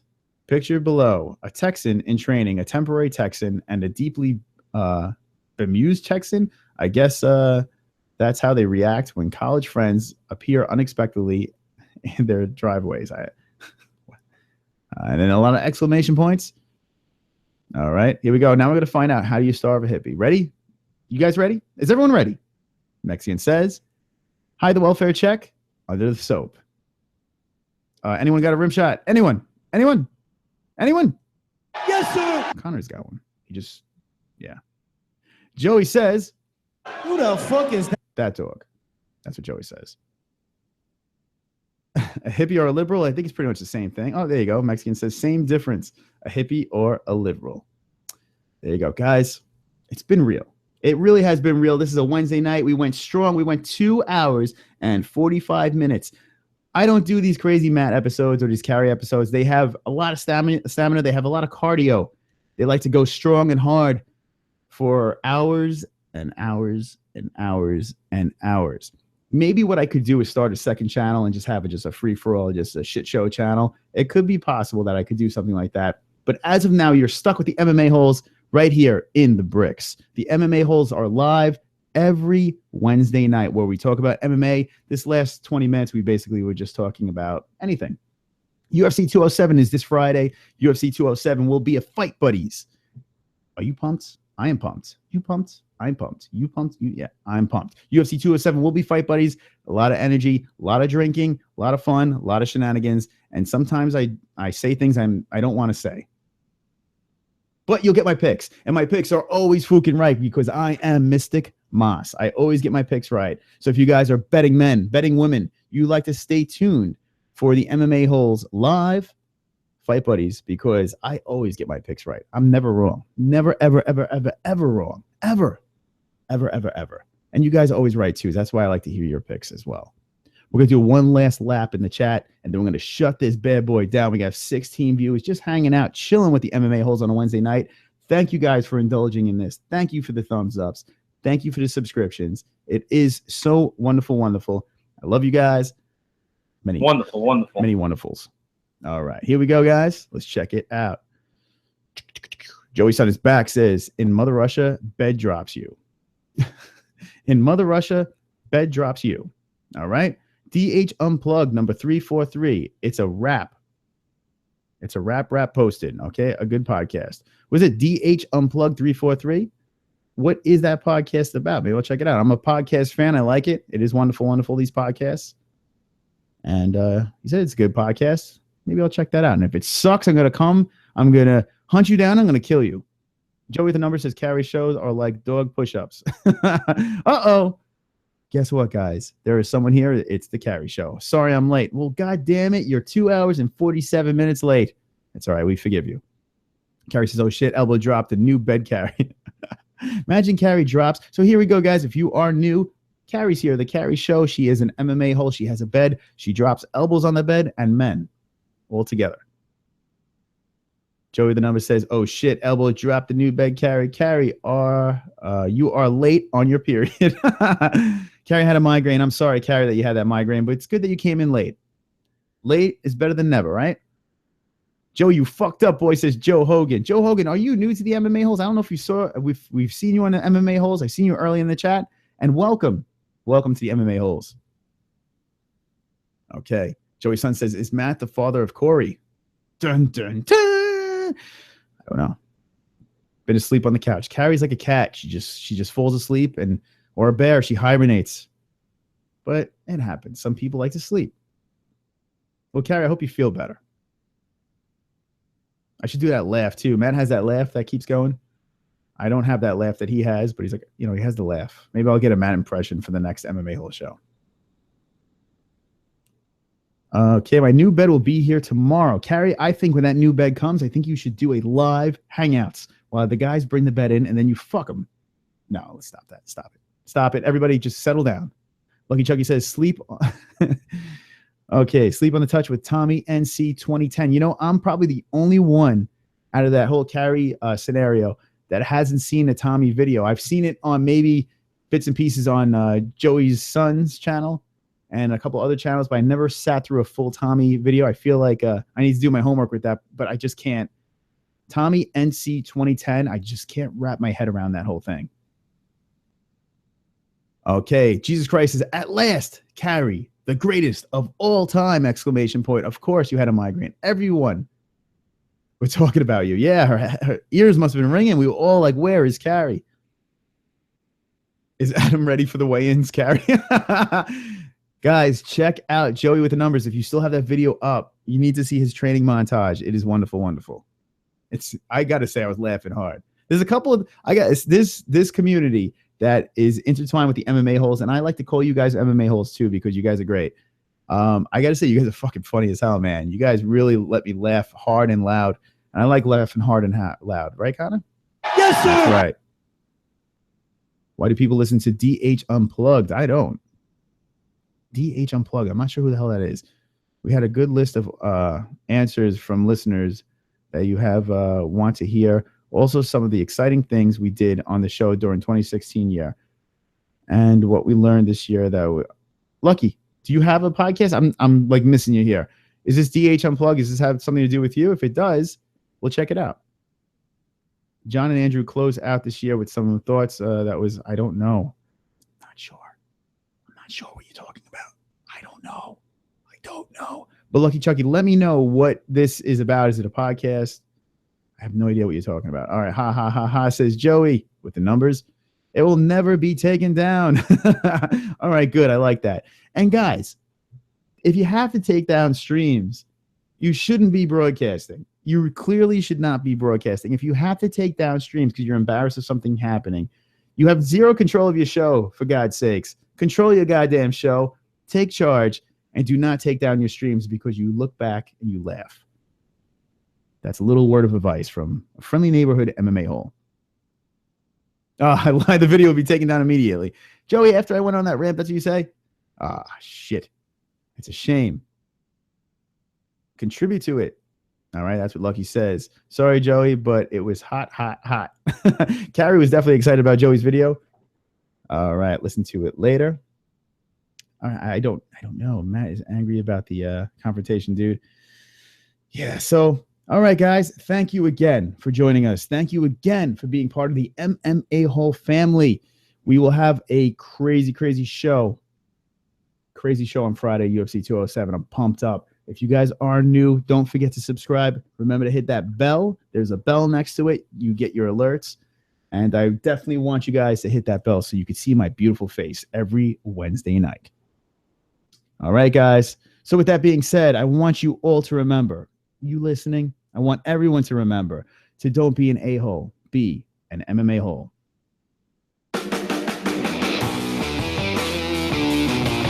Watch me dance. I hope everyone's dancing right now in the chat. Is everyone dancing? I don't see you dancing. Where's my dancers? Where's my dancers? Shout out to Lieutenant Corbis.